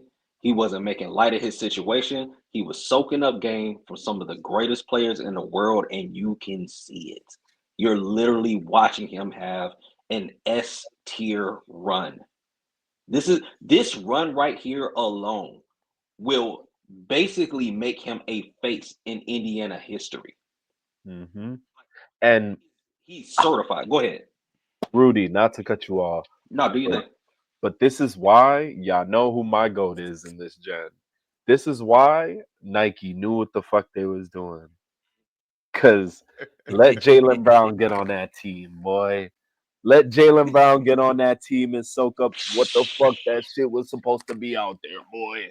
They knew they couldn't let that happen, but I'm gonna let that rest. So that's a great segue, man. So we gonna go into a series that had more weight. Boston versus New York, man. We went in there, man. Give me y'all's breakdown from what y'all saw in that a highly anticipated series, mind you. A lot of energies. Garden versus Garden. Yeah. You feel me? Like this I this wouldn't Yeah. even is he this got to feel play. like the East Coast back. The I East Coast back, I bro. told I tell my boys all the time, man. Y'all the imitation garden, man. But That's they tough. got it this year. They got it this year. I'm not gonna lie. They got it this year. Like I said, bro, I'm gonna keep telling people, like I told people since 2020, Jalen Brunson, man. Out of the stigma with these short guards, I pray to God, not every night, but I pray he's the one to break it because he's talented enough to do it, bro. He's talented enough. He has the people around him. He has the chemistry around him. He got the seed. If OKC does not end up in that round, everything goes through MSG. It's not. I'm not gonna lie. I just turned on 2K season 7. They got the motherfucking whole shit. New York Knicks. I'm not gonna lie. I ain't seen nothing like it. It might be next time, man. It might be next time. I know they lost the other night, but it might be next time. uh what I took away from that series was this is another mistake made by Nico Harrison because you let Jalen walk too. You you let Jalen walk when he wanted to 55 mil. stay in 55. He wanted to stay in Dallas, and you let him walk. And since he's left, 55 mil. he's been doing nothing but magic. Nothing but magic, man. He was doing magic there too. That's the Bro, with less, helping Luca with less, man. It, other part of the series, even before the injury, I stand on this, and I hope you heal well because I've experienced this injury twice. I double down on Jason Tatum being the greatest role player in the NBA. Yeah.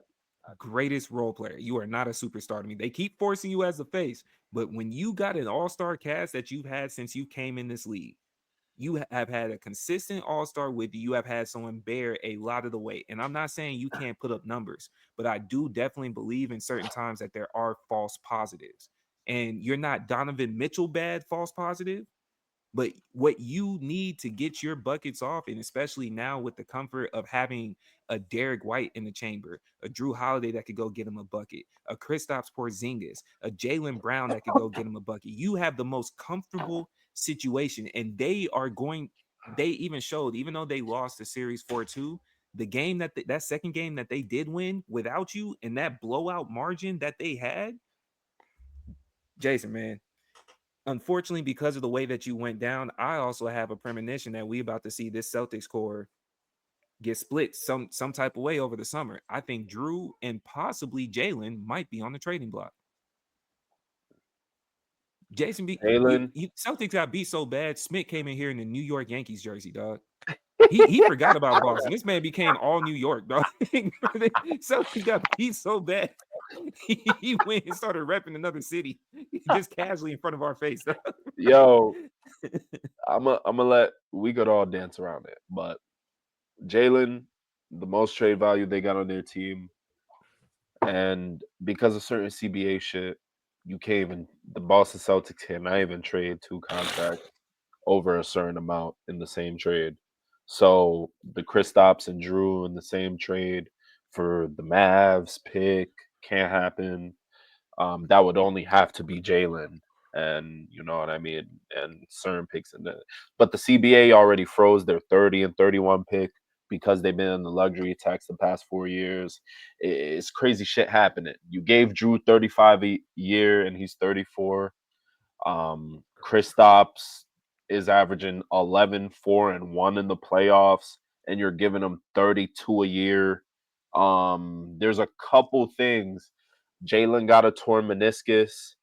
Jason Tatum already had surgery. Do you give them both surgery and sit out this year and do the Warriors method in 2020, where you get AJ DeBansa, you try to get AJ DeBansa, and because bro, the CBA, you can't give the third dude 40 million no more or 50 million no more. You can't do that. You Facts. got to try to get that third guy on a rookie deal, and that might be outside of trading Jalen Brown. I'm a lifelong Celtics fan. Paul Pierce is my GOAT. Outside of trading Jalen Yep. Brown, that's the only realistic scenario they have is to surgery both of them, have them both sit the rest of the year. Derek White, do what the fuck you got to do. Payne Pritchard, all of these young guys develop, have a bad year, get AJ DeBansa, and run it back. You know what I mean? Yeah, That's their best bet. man. I agree with that. Rudy and Ev, y'all got any additional for this particular series? All I'm gonna say it was a great series. Just because it was a dramatic series of being a team being up 20 points like each game almost, and then losing that lead. Like that was crazy. Like Yeah, that was some of the craziest thing to see.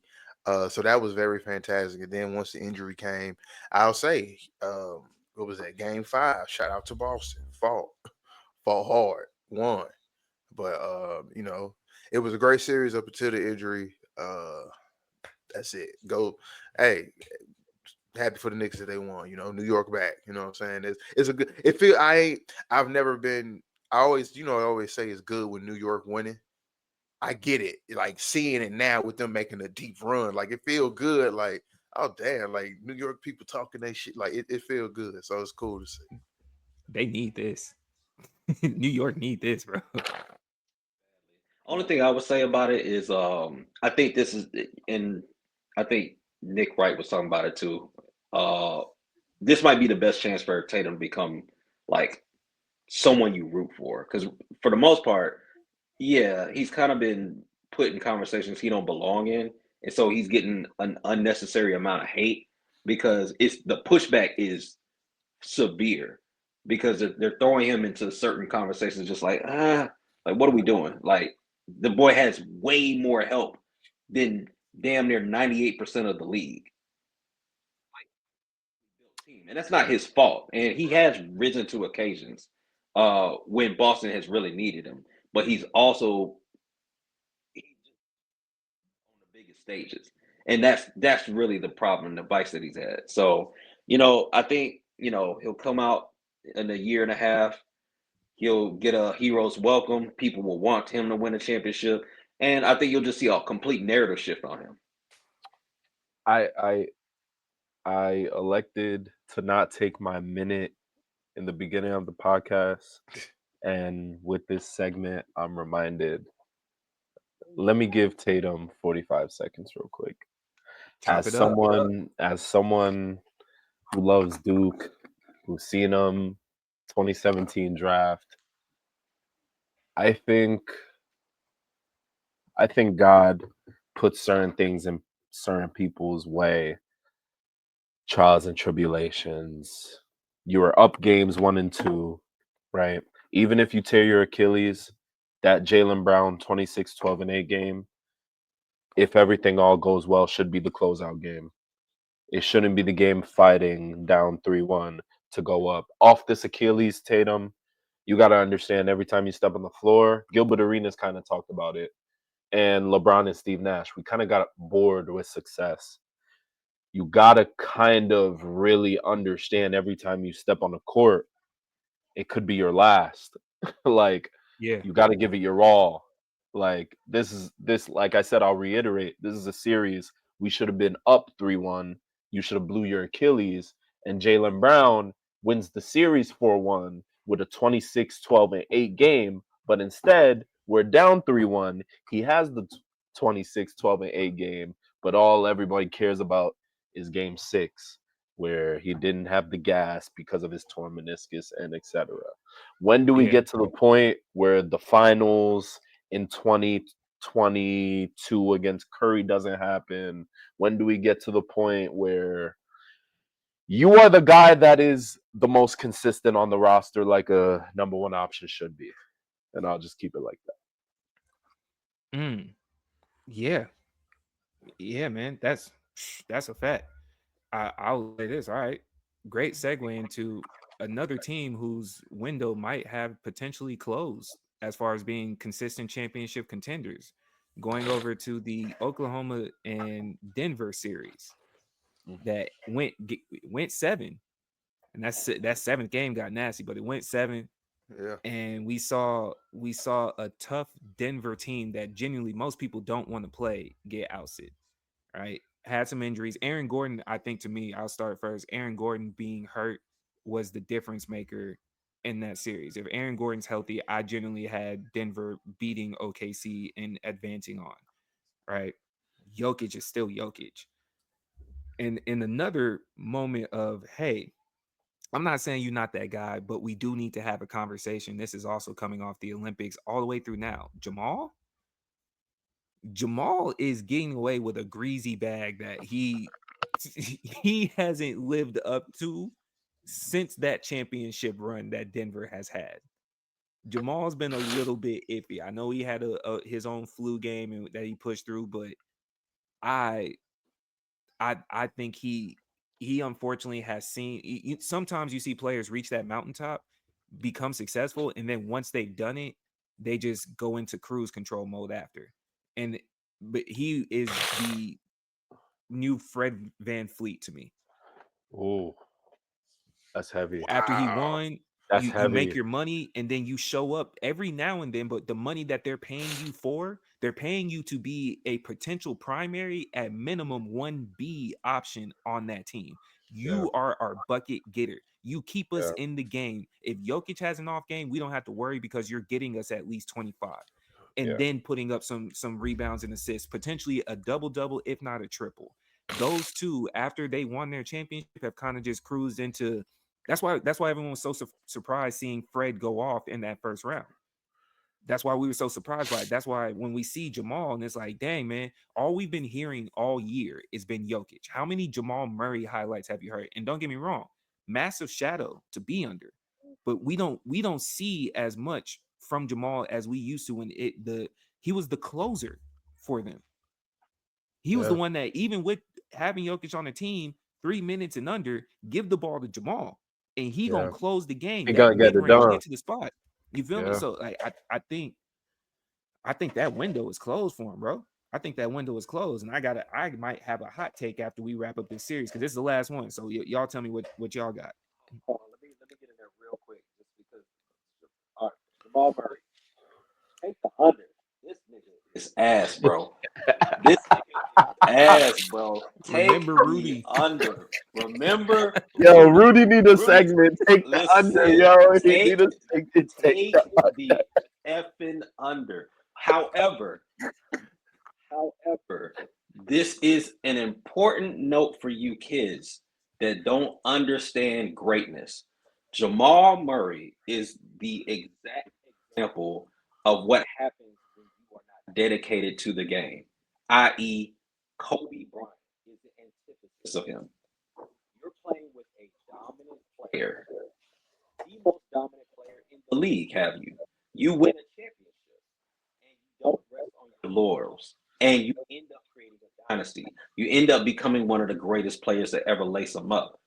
On the other spectrum, you have Jamal Murray, who can't even get a bucket in the Olympics, who is dying out there, and is literally the sole reason that his team is losing relevancy.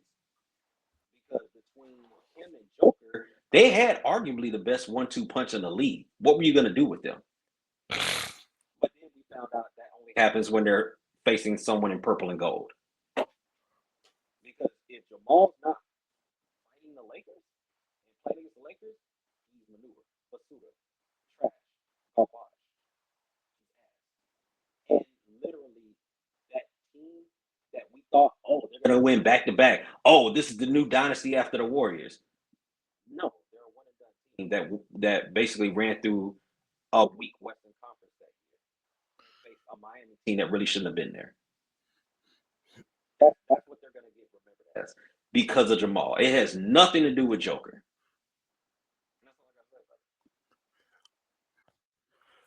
But yeah, so what I was gonna say with Jamal, man, COVID tricked us all.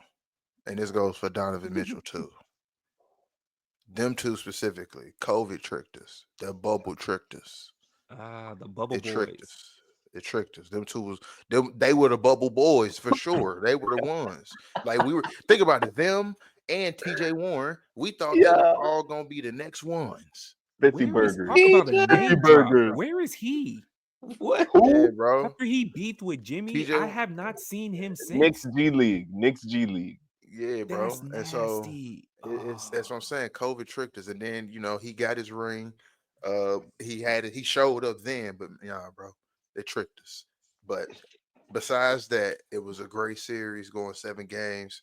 I didn't even think it was gonna go 7. I thought like I was. Well, I think I did in the last recap when I think if I was on there, I did say that if I was on there, if I remember correctly. But um, I'm gonna just say shout out to Aaron Gordon. You know what I'm saying? I thought it was stupid to try to play on that hamstring because they said it was a grade 2 It was sprain. super stupid. So, but hey, and I will say though that is the factor probably why they lost, and that was a very strange game because I thought OKC was about to screw the pooch early on. I'm Mm. thinking I thought early on that they was about to get dog walked. And Mhm. then they sat Jokic down and they went on thinking like on a 13-0 run. It turned everything upside down from there, man. So, hey, OKC showed they was some dogs. Shout out to them. Shay, SGA. Oh, Rudy, your boy, Who Jalen that? Williams. Oh, yo, He got it. He got it. He got it. yeah. He Listen, got it. that boy. Hey, I think I put it in the chat. I gotta walk back all that that slander. It was slander. No. Not all of it. Not all of it. Just No, for because There was because you 6 got to think games of worthy slander. because some of that series he was poop. So don't Some, Yeah. Not all of some it. 6 of when the it 7 games he mattered. was Okay, yeah, you're right. You're right. Not all of it. I think I got gassed on the last thing I saw of him because he showed up big. What game was that? 6 or 7? 7 Okay. I think the spectacle of Game 7. I was just like, oh shit, I gotta walk this back.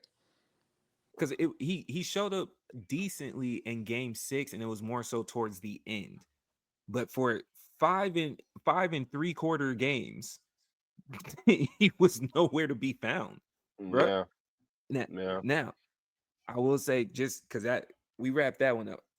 Quick hot take: with the window being closed, I see a Jokic to LA trade so he could go play with his buddy Luca. You know what I'm gonna say? I'm gonna say first off, um, the Europeans almost had us. They almost did. I thought the revolution was coming until these last couple of playoffs, and they let real N-word basketball come back. I'm not gonna lie. They Yeah. let Say it real again for people in the back. Keep it yo clean. Say it out Jokic, loud with your chest, Luca, bro. Jokic and Luca, they gotta get in the gym. Giannis, you too, Yeah, Giannis. they gotta get in the gym. They gotta get in the gym. But honestly, bro, my only disdain with OKC's run is I texted it in the group chat. My only thing I'm gonna say is this is by far like superstar level, MVP level, the worst run I've seen before a finals by a superstar, bro. In a minute. SGA. Yeah, bro. Like before the finals, like usually LeBron in when did LeBron make it in 05? He was cooking entire league before the finals. Yeah, You in know what I 07. mean? Yeah. Got to the finals, Tatum, same thing. Tatum, when they faced the Warriors, he got the Eastern Conference Finals award against the Heat. And then the finals came and he was shit. it's always the finals when these dudes don't show up. But the fact that Shea is not putting together a good series so far and has kind of been dominating, I personally don't like. Am I gonna say they're cheating? No. But I'm just saying I don't think like I don't think it's sustainable. I don't think it's gonna be a good watch for the NBA if he wins a ring this way. I think Okay. he either needs to flip a switch or they're not gonna get it done. But I did have Denver in 7 and OKC got it done, so I gotta respect them, man. You know. All right. So we could kind of transition out here. I'm gonna ask y'all, since we watching him, is he foul baiting? No. Yes. Okay, Yes. Smith, it's on you. Smith, it's on you. Yeah, it's a combination. Foul bait and he need to get in the gym. I was telling my dad, he's 6'6", 200 pounds. Get in the gym, boy. Yeah. Like you falling on the ground and shit. Like you got his, and it's crazy because for his body weight, his body control is out of this fucking world, bro. Yeah. Like you move him, he's not moving most of the time. You know what I mean? On offense, he's giving you that bump, and at 6'6", he's rising over you right under the free throw line, and it's catch every time. But I think he should get a little bit of muscle. But other people think Yeah. he shouldn't. But I don't know. I don't think it's foul baiting. I think it's favorable whistles. Because I think if the whistle wasn't being blown like that, he doesn't act the way that he does. So I can't call it foul baiting. Because there was a clear situation in that game. I think the one we watched the other day where Ant got mauled, and then the same contact happened in the next transition play where he barely got touched by McDaniels and they blew the whistle on shot. So I don't think it's foul baiting more so than favorable whistles. All right. But yeah, And man, I agree that with was that. I agree with that. Hold yeah. on. I was just gonna say because I mean it's been like a narrative that SGA was getting superstar calls for like 3 years or 4 years now. Facts. Like it's been that saying like, bro, SGA gets super like, and mind you, this is before they were even being recognized as winning. It was just SGA Yeah. a dog. They were already like, bro, he getting superstar calls and he ain't even there yet. So I think it is. I think, bro, this might be the setup to push him to be the face. That Yeah. it might be a situation. Might be a And situation. the crazy thing is he's a safe choice too. Mm-hmm. Yeah. Like, too. like if you're looking to brand the company, it's like, do you really want somebody that you can't control or put your thumb under? I mean, yeah, it's more provocative, and you're probably gonna get more ratings with Ant. But I mean, this nigga can't even take care of his own kids, so it's just like, is that really kind of send a family It's friendly? that time of night, yo. You know what I'm The saying? stray. Hey, I'm gonna add to that. I saw someone tweet because they was showing a picture of SGA and his fiance, and they said, you know what's wicked? SGA looked like a slimmer version of RG3, but he stays quiet the same way we want RG3 to be. Bro. And I said, oh my god. Hey, yo, the one thing, because I feel like I kind of hated on SGA too much. The one thing I will give SGA, people talk about foul baiting, but statistically, like, yo, since 2020 to 2025, he is first in the league, like legit first in the league in drives per game. So it's like, all right, I, like, rocking, you gotta, I was rocking with that too until I saw the stat about Steph and SGA having more fouls or free throws than Steph in the last 3 to 5 postseasons. And then I looked up drives. yeah. Number one. Steph, Shea is number one the past 5 years, bro. yes. Steph Yeah. is 54. And so like, but here's the thing in context. So Steph is 54 out of 450 players. So that means he's upper echelon. So all that, oh well, he's just shooting threes, so that's why he's not getting fouled. Like, no, that he's in the top yeah, 10, he's actually pretty good. Yeah. finishers in the league. It's I think it's what Ray says. It's like some people get the favorable whistle. Steph literally got nerfed to 28 points. Literally, yeah. Yeah. If they gave him that whistle, oh my god, bro. Man, tough. Yeah, man. Round 2, man. round two. We already midway through round three semifinals. OKC up one on Minnesota, and we got Indiana with a insane tally at Halliburton run. What the helly? What the Hally? With the Halliburton? Yeah, you know what I'm saying. That So boy we almost did. a Halaban. He almost You a know, Halaban. the Halliburton was crazy, bro. You know. All right. So then now we deeper in the cookout. We got the sports out of the way. I think Yeah, yeah. we cleared out all the reasonableness. Now we might be here for a little bit of shenanigans, man. We got an update, quick touch on it for the Diddy trial. We're not gonna focus too much on it. It's more on the other side aspect. We still in the middle of the trial. Kid Cudi's been testifying that he called that man a Marvel villain after realizing his car got blued up. He said Diddy sat there like a Marvel villain, right? Wicked activity, dog. You feel me? Old girl gave the drop on him, gave his address and everything. We might circle back to that at another time. Yeah. But I've been seeing the narrative, and I wanted to ask y'all how y'all feel about this. This is what's been going on with Cassie's husband. I'm not even gonna put the brother's name out there. You already dealing with a lot of emotions. Yeah. But I've been seeing a narrative boil coming from the women saying that he's a hero, that they wish for men to be like that and be more accepting of what's going on, and that's the type of guy that they want in their life, and more men should kind of model their mentality after him. Who's So gonna I'm gonna start? lobby this to the Ev, guys you over gonna here. start, Yeah, Ev? You gonna I'm start? what y'all I'm thinking? I'm gonna go and start. I'm gonna be honest, bro, because it just that sounds silly. I'm gonna be real. It sounds silly off of because it's like you gauging, especially because listen to what you think about. Think about that narrative that there is. I want you to be more accepting and understanding of me going through something so traumatic. One, that means you want to be in that space where you go through something like that or something. Like it just come across weird. Like, and it's like just to boil it down into, oh, he's a hero. He said like he's a hero. He's a hero, point blank. He a hero for loving somebody. Because it might also be skipped past the context of what has happened. She did cheat on the brother. He to the point of him being FaceTime during her activities with the diddler, right?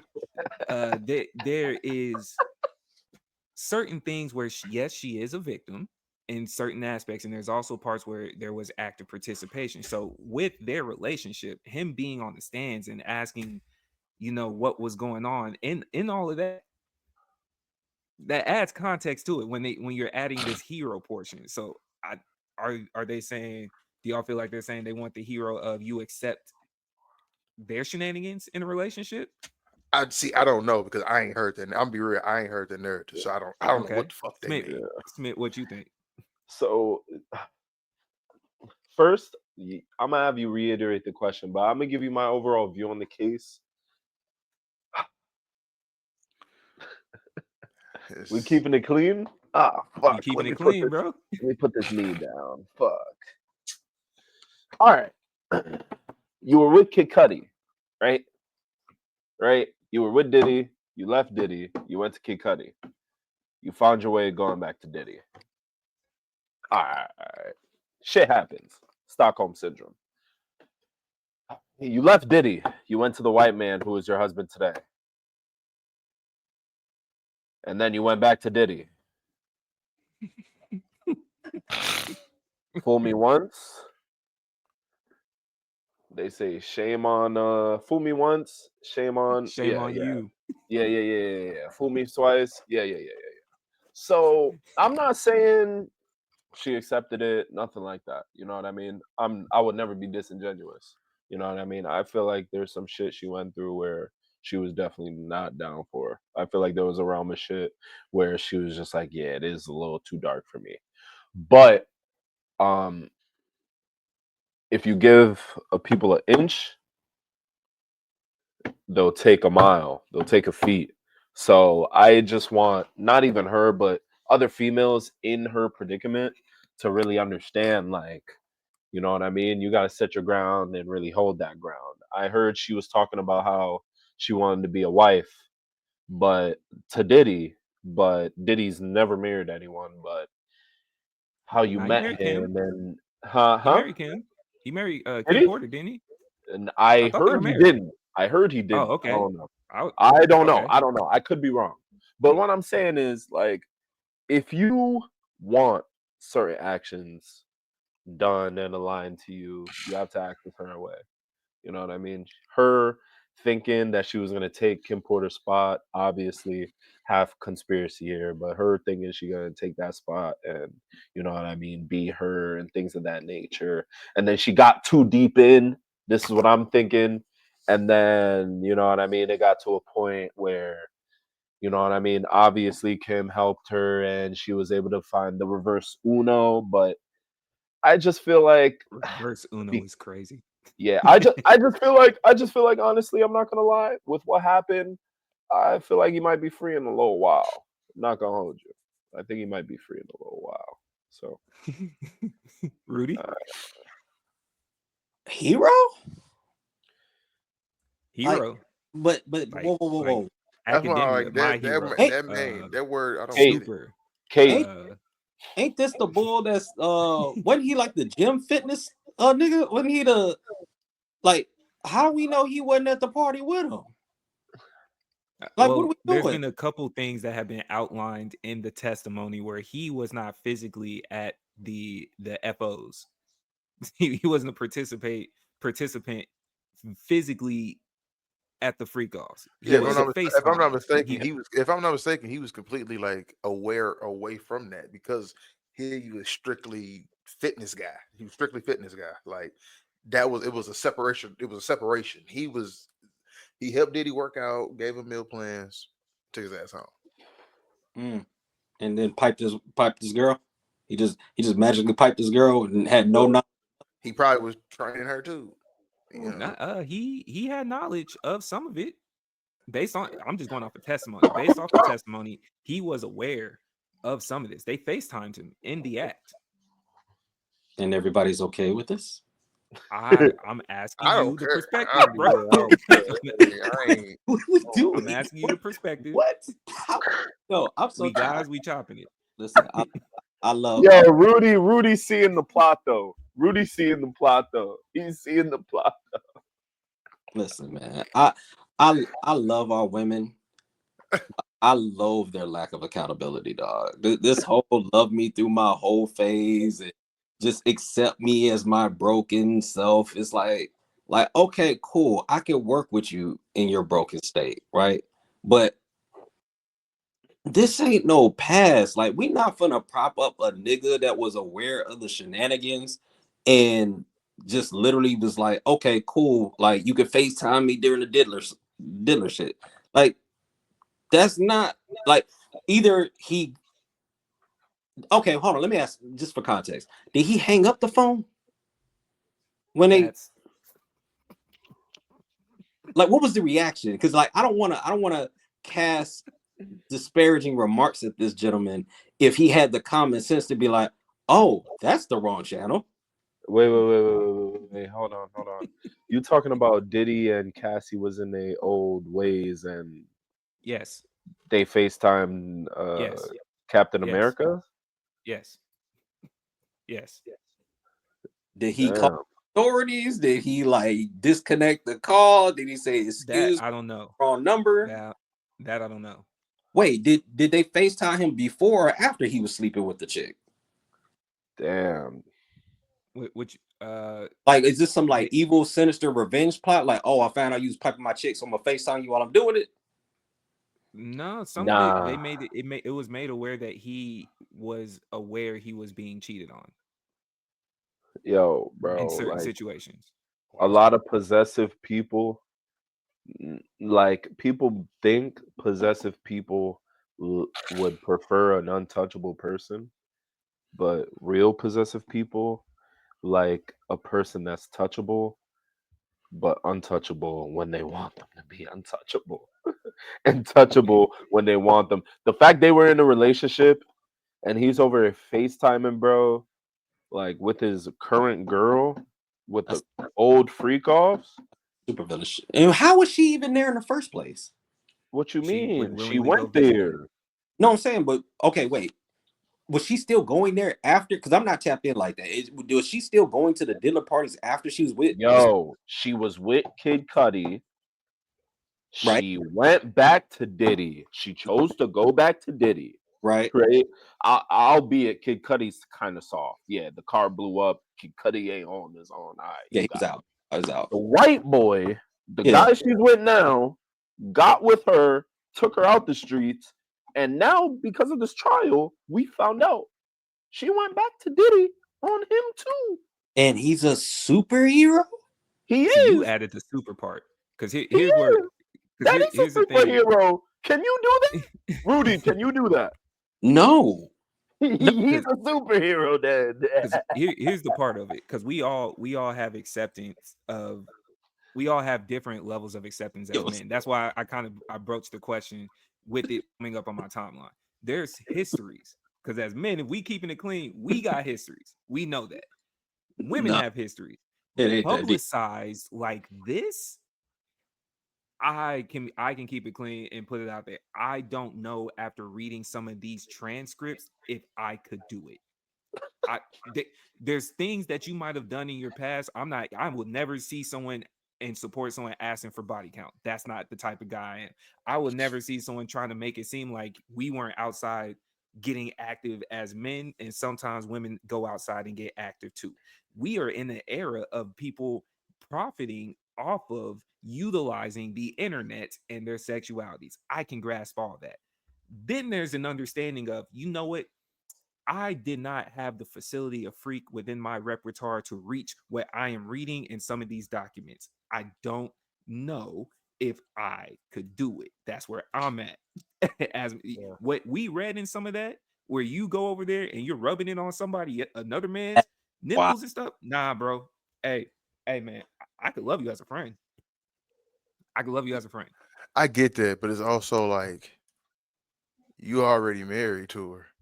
So you I gonna don't. like that. So that's why I'm only getting when you say I'm only asking like when you say you can't do it, but it's like in this one for one with this. If he don't know this and he find it out now, I mean, you gonna up and leave? It's a 'cause guess what? The same which whatever you was doing while married to her, you gonna do it the same tomorrow. Uh, I'm just I I'm just think I'm that. just confusing because But you too So how I are, look are at it you is saying if you too far deep into a relationship and love to just flip what year? are you saying Too far deep. What? No. Are you saying so? Let me clear. Let me make sure I'm understanding the question. Are you saying that's what that I'm just if you were, asking that. yeah, if it was us and we were married and we're finding out this information in real time as the trial Like goes this, yeah, along, like this right here. You saying you how would we can't do handle it? it? Like, are you saying you still can't? Because again, now if I'm not mistaken, like I think that's now. I guess if that's the narrative they saying, because like I said, I ain't heard the shit. But if that's the narrative, because he can hear all this and still love her, I mean, yeah, nigga, that's what love is. Bro, I'm gonna That's be why I'm honest. confused a little bit. I'm gonna be honest. Rudy was hitting at this low key, and now I get why he was hitting at this. The bodyguard definitely is not oblivious. You know what I mean? Like he got hired to be Diddy's trainer for a reason. you, Oh, Like I'm sure he know how this shit go. You know, yo. Last thing I'll say though, before I let y'all go, one of the last things I heard about this trial is that one of the escorts they called to the stand, like one of the Got a people Diddy book would, out, bro. yeah, one of the people Diddy would have in the hotel while he was jerking off in the corner, fucking Cassie. Yeah, those one of those people. One of those people they called onto the stand. They said they didn't recollect anything weird, like no fidgeting, no anything, and this is who the defense called to the stand. You know that's what I mean? that's bad. So, like the fact that, and then TMZ has him in an interview after that talking about, I'm not gonna lie to you, I was confused why I was called to the stand because I didn't favor the other side at all, like whatsoever. I didn't see anything wrong. This was a simple swinger type situation. We did it a couple times. It is what it is. I never seen him be abusive to her, and point blank period. As soon as I seen that, I said, yeah, he might get off. To answer your question, Ev, I think on my side, if there's certain things I'm finding out in real time, because the way I look at it is this: knowing that this trial was coming, there was an opportunity for you and I to talk and prepare myself. You, as my wife, should have been preparing me for certain information before it came out on the stands publicly. So if Highly I doubt. didn't know this and I find this out real time and I start lining up the timelines, I cannot guarantee that it's going to be the easiest of at least conversations on the ride back home. I can't if we, Even I'm because saying, we even knew with a this, situation like this, like with Cassie, because that's why I'm that trying to we understand what you're saying. Like a Diddy chick. was arrested in January, February, give or take, right? It's May. So January, February timeframe, we had 3 months to have this conversation. We had 3 months to rehash, make sure we're on the same page, because we know you're going to the stand. You are one of the primary witnesses in this RICO charge. In 3 months, you didn't tell me. I don't need you to tell me every single detail as far as what y'all are doing.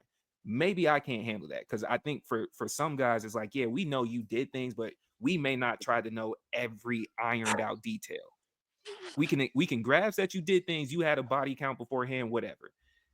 I'm not even saying tell me all that. There's certain things within that timeline where we were together and you were over here doing this. And based on some of the feedback that has came out and why the women are saying he's a hero, because it appears, and I don't know this to be true, but it seems like from feedback, even from his camp, he's finding out stuff live in real time.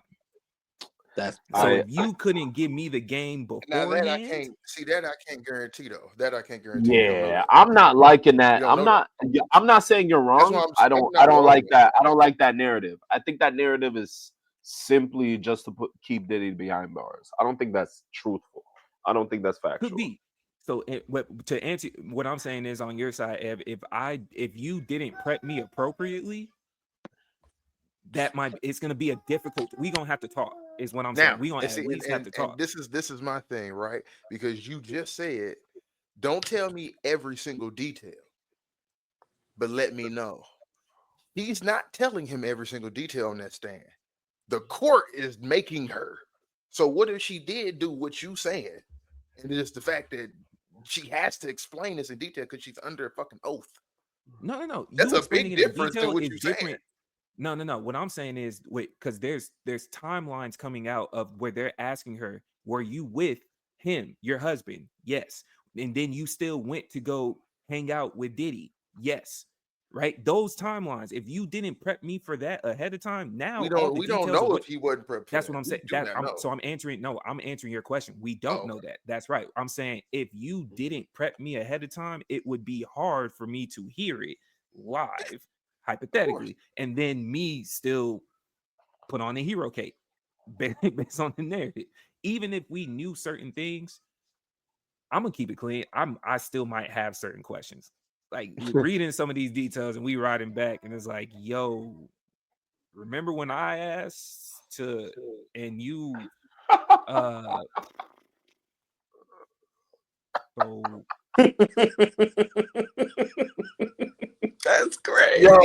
Yo, I seen some what's up sick with ass that? shit on Twitter. It was like, yo, he's either having the worst time of his life on in court, or he's having the most revealing time of his life in court.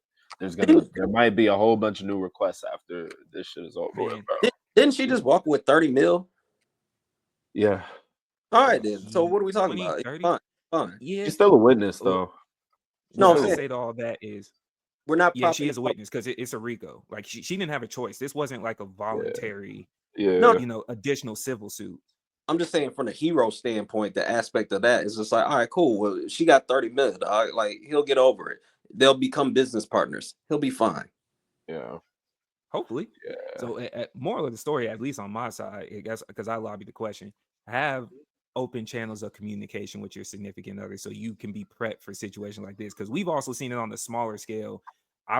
maybe I can speak for myself. I've been in situations with relationships where all of a sudden ghosts of the past tried to air something out in the future because of however they felt. And you got to have that conversation. I've been put in situations where they went to my mom and tried to expose me on something. That's a weird conversation to have with Mom Dukes. Like, I saw you, like that's wicked, right? So experiencing that, and that's why I'm saying I can understand that people have issues that happened before. This might be a Yeah, tier where it's just like you may not be prepped for that. So I was asking y'all as men, how do y'all feel about that? Is it the hero cape, whatever the case may be? Have open communication. I feel like they definitely had communication about it. I definitely feel like Diddy is the type of like person like you definitely need to have communication about it because Yeah, you're trying to keep him behind bars. Like you're not trying to have this dude, you know what I mean, out. You know what I mean? You out here with your open face testifying against them. You know what I mean? Like doing that is, you know what I mean? That comes with things. So I- this is the dude who yeah, allegedly done some things. So a uh, lot of things. So yeah, to wrap up the cook-off episode, I'm gonna ask y'all some questions, man. What is mandatory on your take-home plate? You leaving the cook-off. What's mandatory on your take-home plate? Ribs. That's it. You just got a plate full of ribs, Oh, I just thought you straight said ribs. that one thing. Like, sorry. I built the plate. This man said, "Nah, Damn, it's Oh, just all, damn. it's all ribs, You man. bro." about to have me. Man, it really depends on what's being threw down. A lot of people Yeah, like eat certain things. I'm gonna say this, man. Some grilled chicken, some barbecue chicken wings for sure. I Mm. need them. We need mhm, them on the grill. I'm not the biggest barbecue burger fan. Like I know a lot of people they be putting burgers on the yeah, grill, the barbecues. I ain't the yeah. biggest barbecue burger It's fan. I eat overrated. burgers. I eat burgers all the other time, nigga. I'm straight. Okay. So I would say wings. You gotta have your spaghetti. You gotta have your baked beans. Let me see. Hell, green beans. You know what I'm saying? What else? What else? Me, potato salad. I'm very picky. I'm very Yeah, picky on it though. But yeah. Uh, if it does taste good, I'll take a couple spoonfuls, depending on from who. And pause for the freaks out there. Polish sausage or bratwurst. Absolutely. The fact that you even had to pause it is Because people are freaks and take stuff wrong. So we gotta be honest. So pausing the bratwurst is so because crazy, man. I'm not because I ain't gonna say glizzy because I ain't gonna lie, I don't even like the hot dog. I don't even like glizzy barbecue hot dogs for real like that. You know what I'm saying? It's weird. Like I like Johnsonville brats because that beer battered brats, that beer flavor, fire. Mm. Polar sausages because it's a different like taste. It's a seasoned flavor. Fuck. It's only worse because you highlighting it. But yeah, yeah. If you weren't highlighting it, I don't think you would even focus on it, bro. Whatever, man. I stand in that. That's cool. But hey, that's the perfect barbecue plate for your boy. Yeah. I'm gonna swing. I'm Pause. gonna swing mac and cheese first, bro. I'm gonna swing mac and cheese. Like See, not everybody make mac and cheese for the true. barbecue days, and that's why I wasn't gonna say it because I would say Okay. that too, but just not a lot of people. You know what I'm saying? They say So that for holidays, like I it mean, but it like do it do Thanksgiving and be shit. popping up out here in Texas. Like the mac be it, but with what you said with the potato salad, I gotta know who's making it. If Hey, you just like the pronounced movie, it who making the potato macaroni, salad? I'm passing. If you said the whole name, that I know it's not worth my time. It's mac and cheese, bro. Preferably just mac. We already have an understanding. When you say that, oh, you went in the kitchen, right? I I'm having a hard time adjusting now, so my plate's a little bit different because I completely cut out pork. So the ribs and whatnot isn't a isn't Wallahi. a bit you know what I'm saying. It's not it's not an available option. Oh So shit! Damn. I have to ask up front and hope they don't lie to me when I say, are these beef ribs? Beef, And yeah, they beef oh ribs. yeah yeah. And then when you make a question, you're like, can't take the risk. Yeah, So I might have been relegated to the burgers. And now I'm critiquing you on how you grill your burgers. I'm to the point now, you propane versus charcoal. I'm that guy now. I'm the one standing next to you. Hey, it might be time to flip that over. Better yet, you go Okay. talk to them. Hand me the spatula. I got you, bro. you go over there, bro. You feel me? So, Mac burger. I might run off with 2 burgers to keep it clean with you. And if you got some banging green beans, I love some green beans, man. Yeah. And even still, that's been difficult too because when they cook it with the bacon, and now I can't. You dig what I'm saying? So like Oh my yeah, plate see, look, you know what yeah, I'm we saying? So do it like the with the plate looking a bacon. little bit Yeah. because I don't eat potato salad, bro. I don't. Pops ruined that for me at a very young age. I do. I haven't had potato salad in almost 25 years, Damn. bro. Yeah, See, bro. that's the thing, bro. I I really don't do only eat potato my salad. mom's. I Yeah. love some potato salad or some egg Man, salad. I ain't gonna hold you. I don't do potato salad. I'm nervous going into this family get together because like what do I have to get snacks ahead of time? You feel what I'm Damn. saying? Because Yeah. it's gonna be predominantly pork. So I got burger, green beans, and mac, and I'm gonna make it work. Yeah. I'm praying for brisket, even if I have to bring it myself.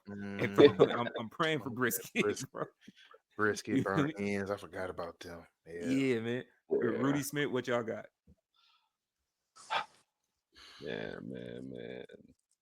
It gets What do they crazy. do up north? What the cookouts look like up north in the Northeast region, Smith? It's not about up north, bro. My shits be different, bro. Like, so you might have some. I'm not gonna lie. So let's start with the seafood, right? So you might have some. Seafood. Yeah, let's start with the seafood because we right by the water. We right there, Connecticut. We right there. So home of the seafood. So gotta have the crawfish, some lobster, At some the cookouts. crab.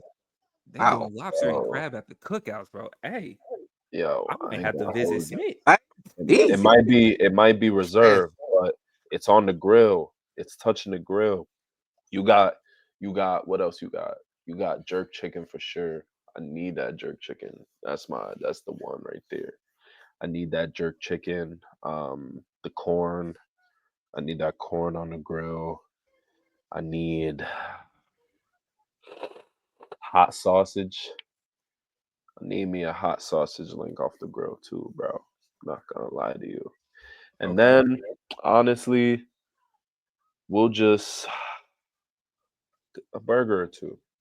Feel me? A burger or two, mac and cheese, potato egg salad. You know how it would be, bro. At the end of Egg the day, we salad, all the same.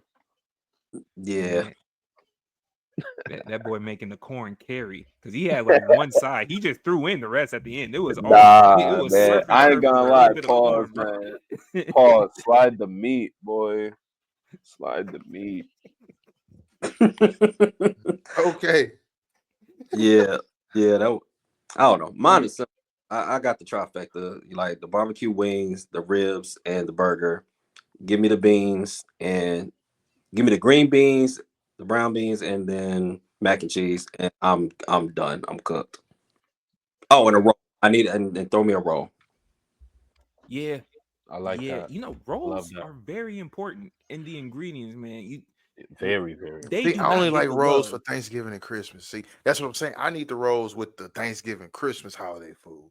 With the Mm. barbecue, because for me, like I said, like I'm post sausage, broadwurst, stuff like that. My bread coming from eating it with those. Like I don't need That's a roll. that's fair. You never Like took you need a those and roll. You take need it like in. But you say it never again. took the Hawaiian roll and then put the ingredients in there.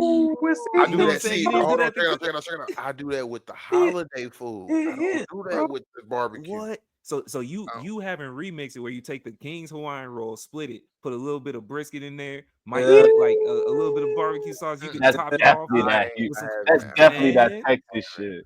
I haven't. I Yeah. Man. haven't. I'm putting the turkey. I'm putting the turkey. I'm used to putting the turkey, mac and cheese, candy yams, putting that combination with the gravy on it Bellizo. because I'm Oh, used to the see, Thanksgiving Christmas vibe with the Hawaiian roll. hey That's Rudy, because, like I we said, gonna have to bring him to Texas. We're but gonna no, have to but bring him to that's Texas, see, Gotta bro. but tighten up, no, bro.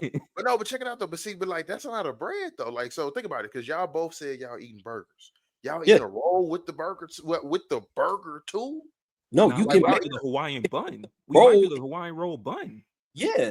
Oh, can you make say you making a burger out? Oh, wait. I have done that before. I've done that. I've had Yeah, barbecue sliders before for Thanksgiving. My lady, her parents did that before. I'm sorry. I, those are fire. It's just that's not my favorite thing because I'm not a burger guy. Because that boy Ev. especially I'm not thinking sliders. I'm not thinking about the Hawaiian joints. I'm thinking about a full-fledged burger. Burger. That's why Yeah. I'm That like, boy y'all Ev finna started eat a counting burger? carbs, bro. I'm like, y'all. I'm Ev, like, bro, that's a lot of bread. Ev started counting carbs live. I'm like, yo, y'all eat a raw food? Nigga, you gonna be full. I'm trying to eat as many plates as I can. Okay, all right. Follow-up question. So we know the plates, and we also know the people that be taking plates that don't assist. You Yeah. running your cookout. Who's the person? You don't have to say their names, but describe the person. If it's your cookout, you running it, they ain't getting nothing. Matter of fact, you would prefer they don't show up, but they gonna be there anyways. Who's the person that you stop them at the gate? Hey, run that back. I see the foil. Put that back down. Who that Yoshi. person for you? Yoshi. He said a name. I said describe the person. He He's- still No. sent the shot anyways. No, she looks just like Yoshi. Like she looks like one of them. Like she. That's He's a brum. yeah. Nah, no Yeah. cap. I say my oldest brother. I ain't gonna lie. My oldest brother gonna show up, not do a damn thing, and take a plate with it. He gonna come down there and he gonna come and laugh and giggle with you. That's it.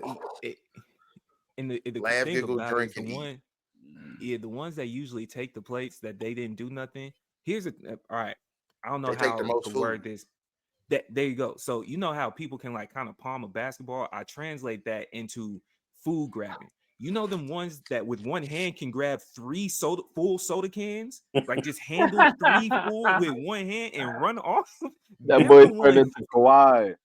Fam, every person that shouldn't be doing that knows the 3 soda can grip, and that's not including the food in the other hand. Ah, Like, you got lunch, dinner, and breakfast for tomorrow, and you ran off. We saw you for 10 minutes wrapping the food. That's the only time we saw you putting foil over the double stack plate, bro. You brought that Genghis grill on stacking your plate. Remember we all used to load that joint up, bro? Yeah, man. Hey, if I see you, I'm gonna have security at the gate. Do you? Nah. I haven't seen you in Nan cousin text, brother text, family text message group. We didn't even confirm whether or not you were coming. They been done. If you come to the cookout and it's after 1 p.m., especially if it's like a family get together or friends, and we've been cooking since 8, 9, 10. If you Yeah. come there after 1 with nothing in hand, you are not leaving with something. That's me. Yeah, That is as me, you bro. should. As you Especially if you have should. no kids. If you got no kids and you ran off with more food, man, don't get me started. I'm about to have a Rudy stroke over here. Nah, bro, I'm about to have an aneurysm for no reason. Nah, man, can't let you do it. Can't let you do it. All right, slide out song to say, hey, let's wrap this up. That's how we're gonna wrap up the episode. What's the slide out song to shut it down? You don't have to go Ooh, home, but you got to get the fuck out of here, bro. What's the slide out song? man, that's a good one. That's Hmm. hard. Let me see. That's hard, Right? Yeah, man. right. The Get Out song. It got to be a good song too, though. But it can't be too good. Because you know us, especially as black people, we've been saying bye for 2-3 hours at this point. We keep saying bye. Damn. we've been Damn. dapping up since the kitchen, bro. So slide out song. If it was my party, It's yours. I'd probably put on some Maroon 5 or something. Oh, you just gonna turn the function upside down. Yeah, I'm gonna get these Change the vibe. Oh, you know what? Okay, that's the route. That's That's a the smart route you move. gotta go. That's a That's the smart route. move or right there. play some. Actually, you Cause know bro, what? like you expect me to play some shit like some Ron Isley or some like Whitney Houston. They're not gonna leave, bro. They just gonna stay, bro. Turn on some Maroon 5, bro. Get these people the fuck out of here. See, I'm gonna go the opposite route. You said not cutting on something like Ron Isley or something like that, bro. I'm probably gonna cut on the freakiest song, because That's and where I was then going. I'm going to look at my woman and start curtailing myself over there. So Back. y'all need to understand what's going on. It's time to go. It's time to go.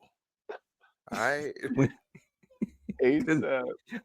I'm putting that on and then just making it uncomfortable for everybody. Because if you got your significant other, you know what time it is. Y'all trying to leave.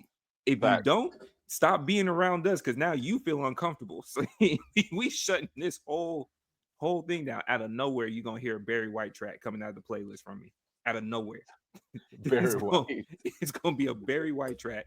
As soon as his deep voice cut through, everybody gonna be looking at each other like, oh damn, you know what? It is that time o'clock to That slide out. time. I'm probably gonna play to love. You know what? No cap. I'm probably gonna play Love TKO because it's an old. If it's about 9:30, 10. Hey, what other reason is this playing right Nah, see that's the setup though. You can't do that because now the our age group and some of the old heads gonna start. What you know about this? What you know? now? No, And then a I whole know. conversation I pop up. know exactly about this, and I'm about to really know about this. You need to go. Go. Get out of here. Get out of here. Rudy, I'm what you got? I'm probably playing Nick Hustle's Slap a Nigga today.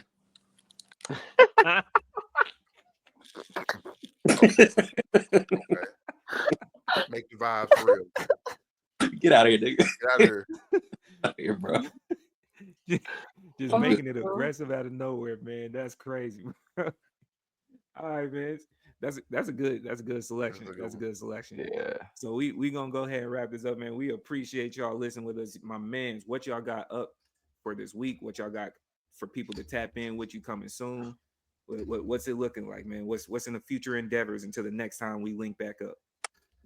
Man, just working, grinding, enjoying the holidays. Just another day in the life, man. Yes, That's sir. it. Yes, sir. Any shout outs for anybody? Uh, shout out my parents. Yeah, they just celebrated their 34-year anniversary this past Sunday. Woo! Shout out to them. That's You know dope. what I'm saying? That's dope. The ending of my mom. You know, a couple episodes ago, I said, it's like May is my mom's month. The holy Yeah. trifecta for her Mother's Day, birthday, anniversary, all in a week. Alright. So Alright. it's over for her. Lot. It's a lot back. She had a good time. So that's the shout out. Fire. Tough. That's what's up. Yeah. Smith. Nah, man. Shout out to the ones, fighting that internal battle, bro. Like, just understand, like every day you wake up, you're gonna have to fight some. So, you know what I mean? It's either you're gonna let it fight you or you're gonna fight it. So, you just gotta get up every day. You know what I mean? Put your war vest on. You know what I mean? Put the 30 clip in and get ready for every day as assumed. But I mean, just I don't know, man. Everybody just need a. I think right now everybody just need to slow down. You know what I mean? I feel like everybody trying to do things too fast. My dad always told me, you know what I mean? Things too fast, things too easy, maybe might be too good to be true. So I think everybody need to get back to that and then, you know what I mean? Just relax a little bit right now, man. It's a lot of tension right now. So yeah, man. That's all I got, man. Big facts. Rudy. I don't really have any plans for the weekend. I think I'm just gonna try to survive my kids being out of school. But I think that yeah, that's gonna be different. But I'm with Smitty, man. Shout out to the eternal struggle. So we'll figure it out. Take it a day at a time, and just try to love on the people that you got still with you, and yeah, enjoy the conversations. I would say that I actually met up with a homeboy I ain't seen in like 9 months, and just the dialogue, it was just fire. So yeah, find some meaningful conversations and stop trying to be a hero to these hoes.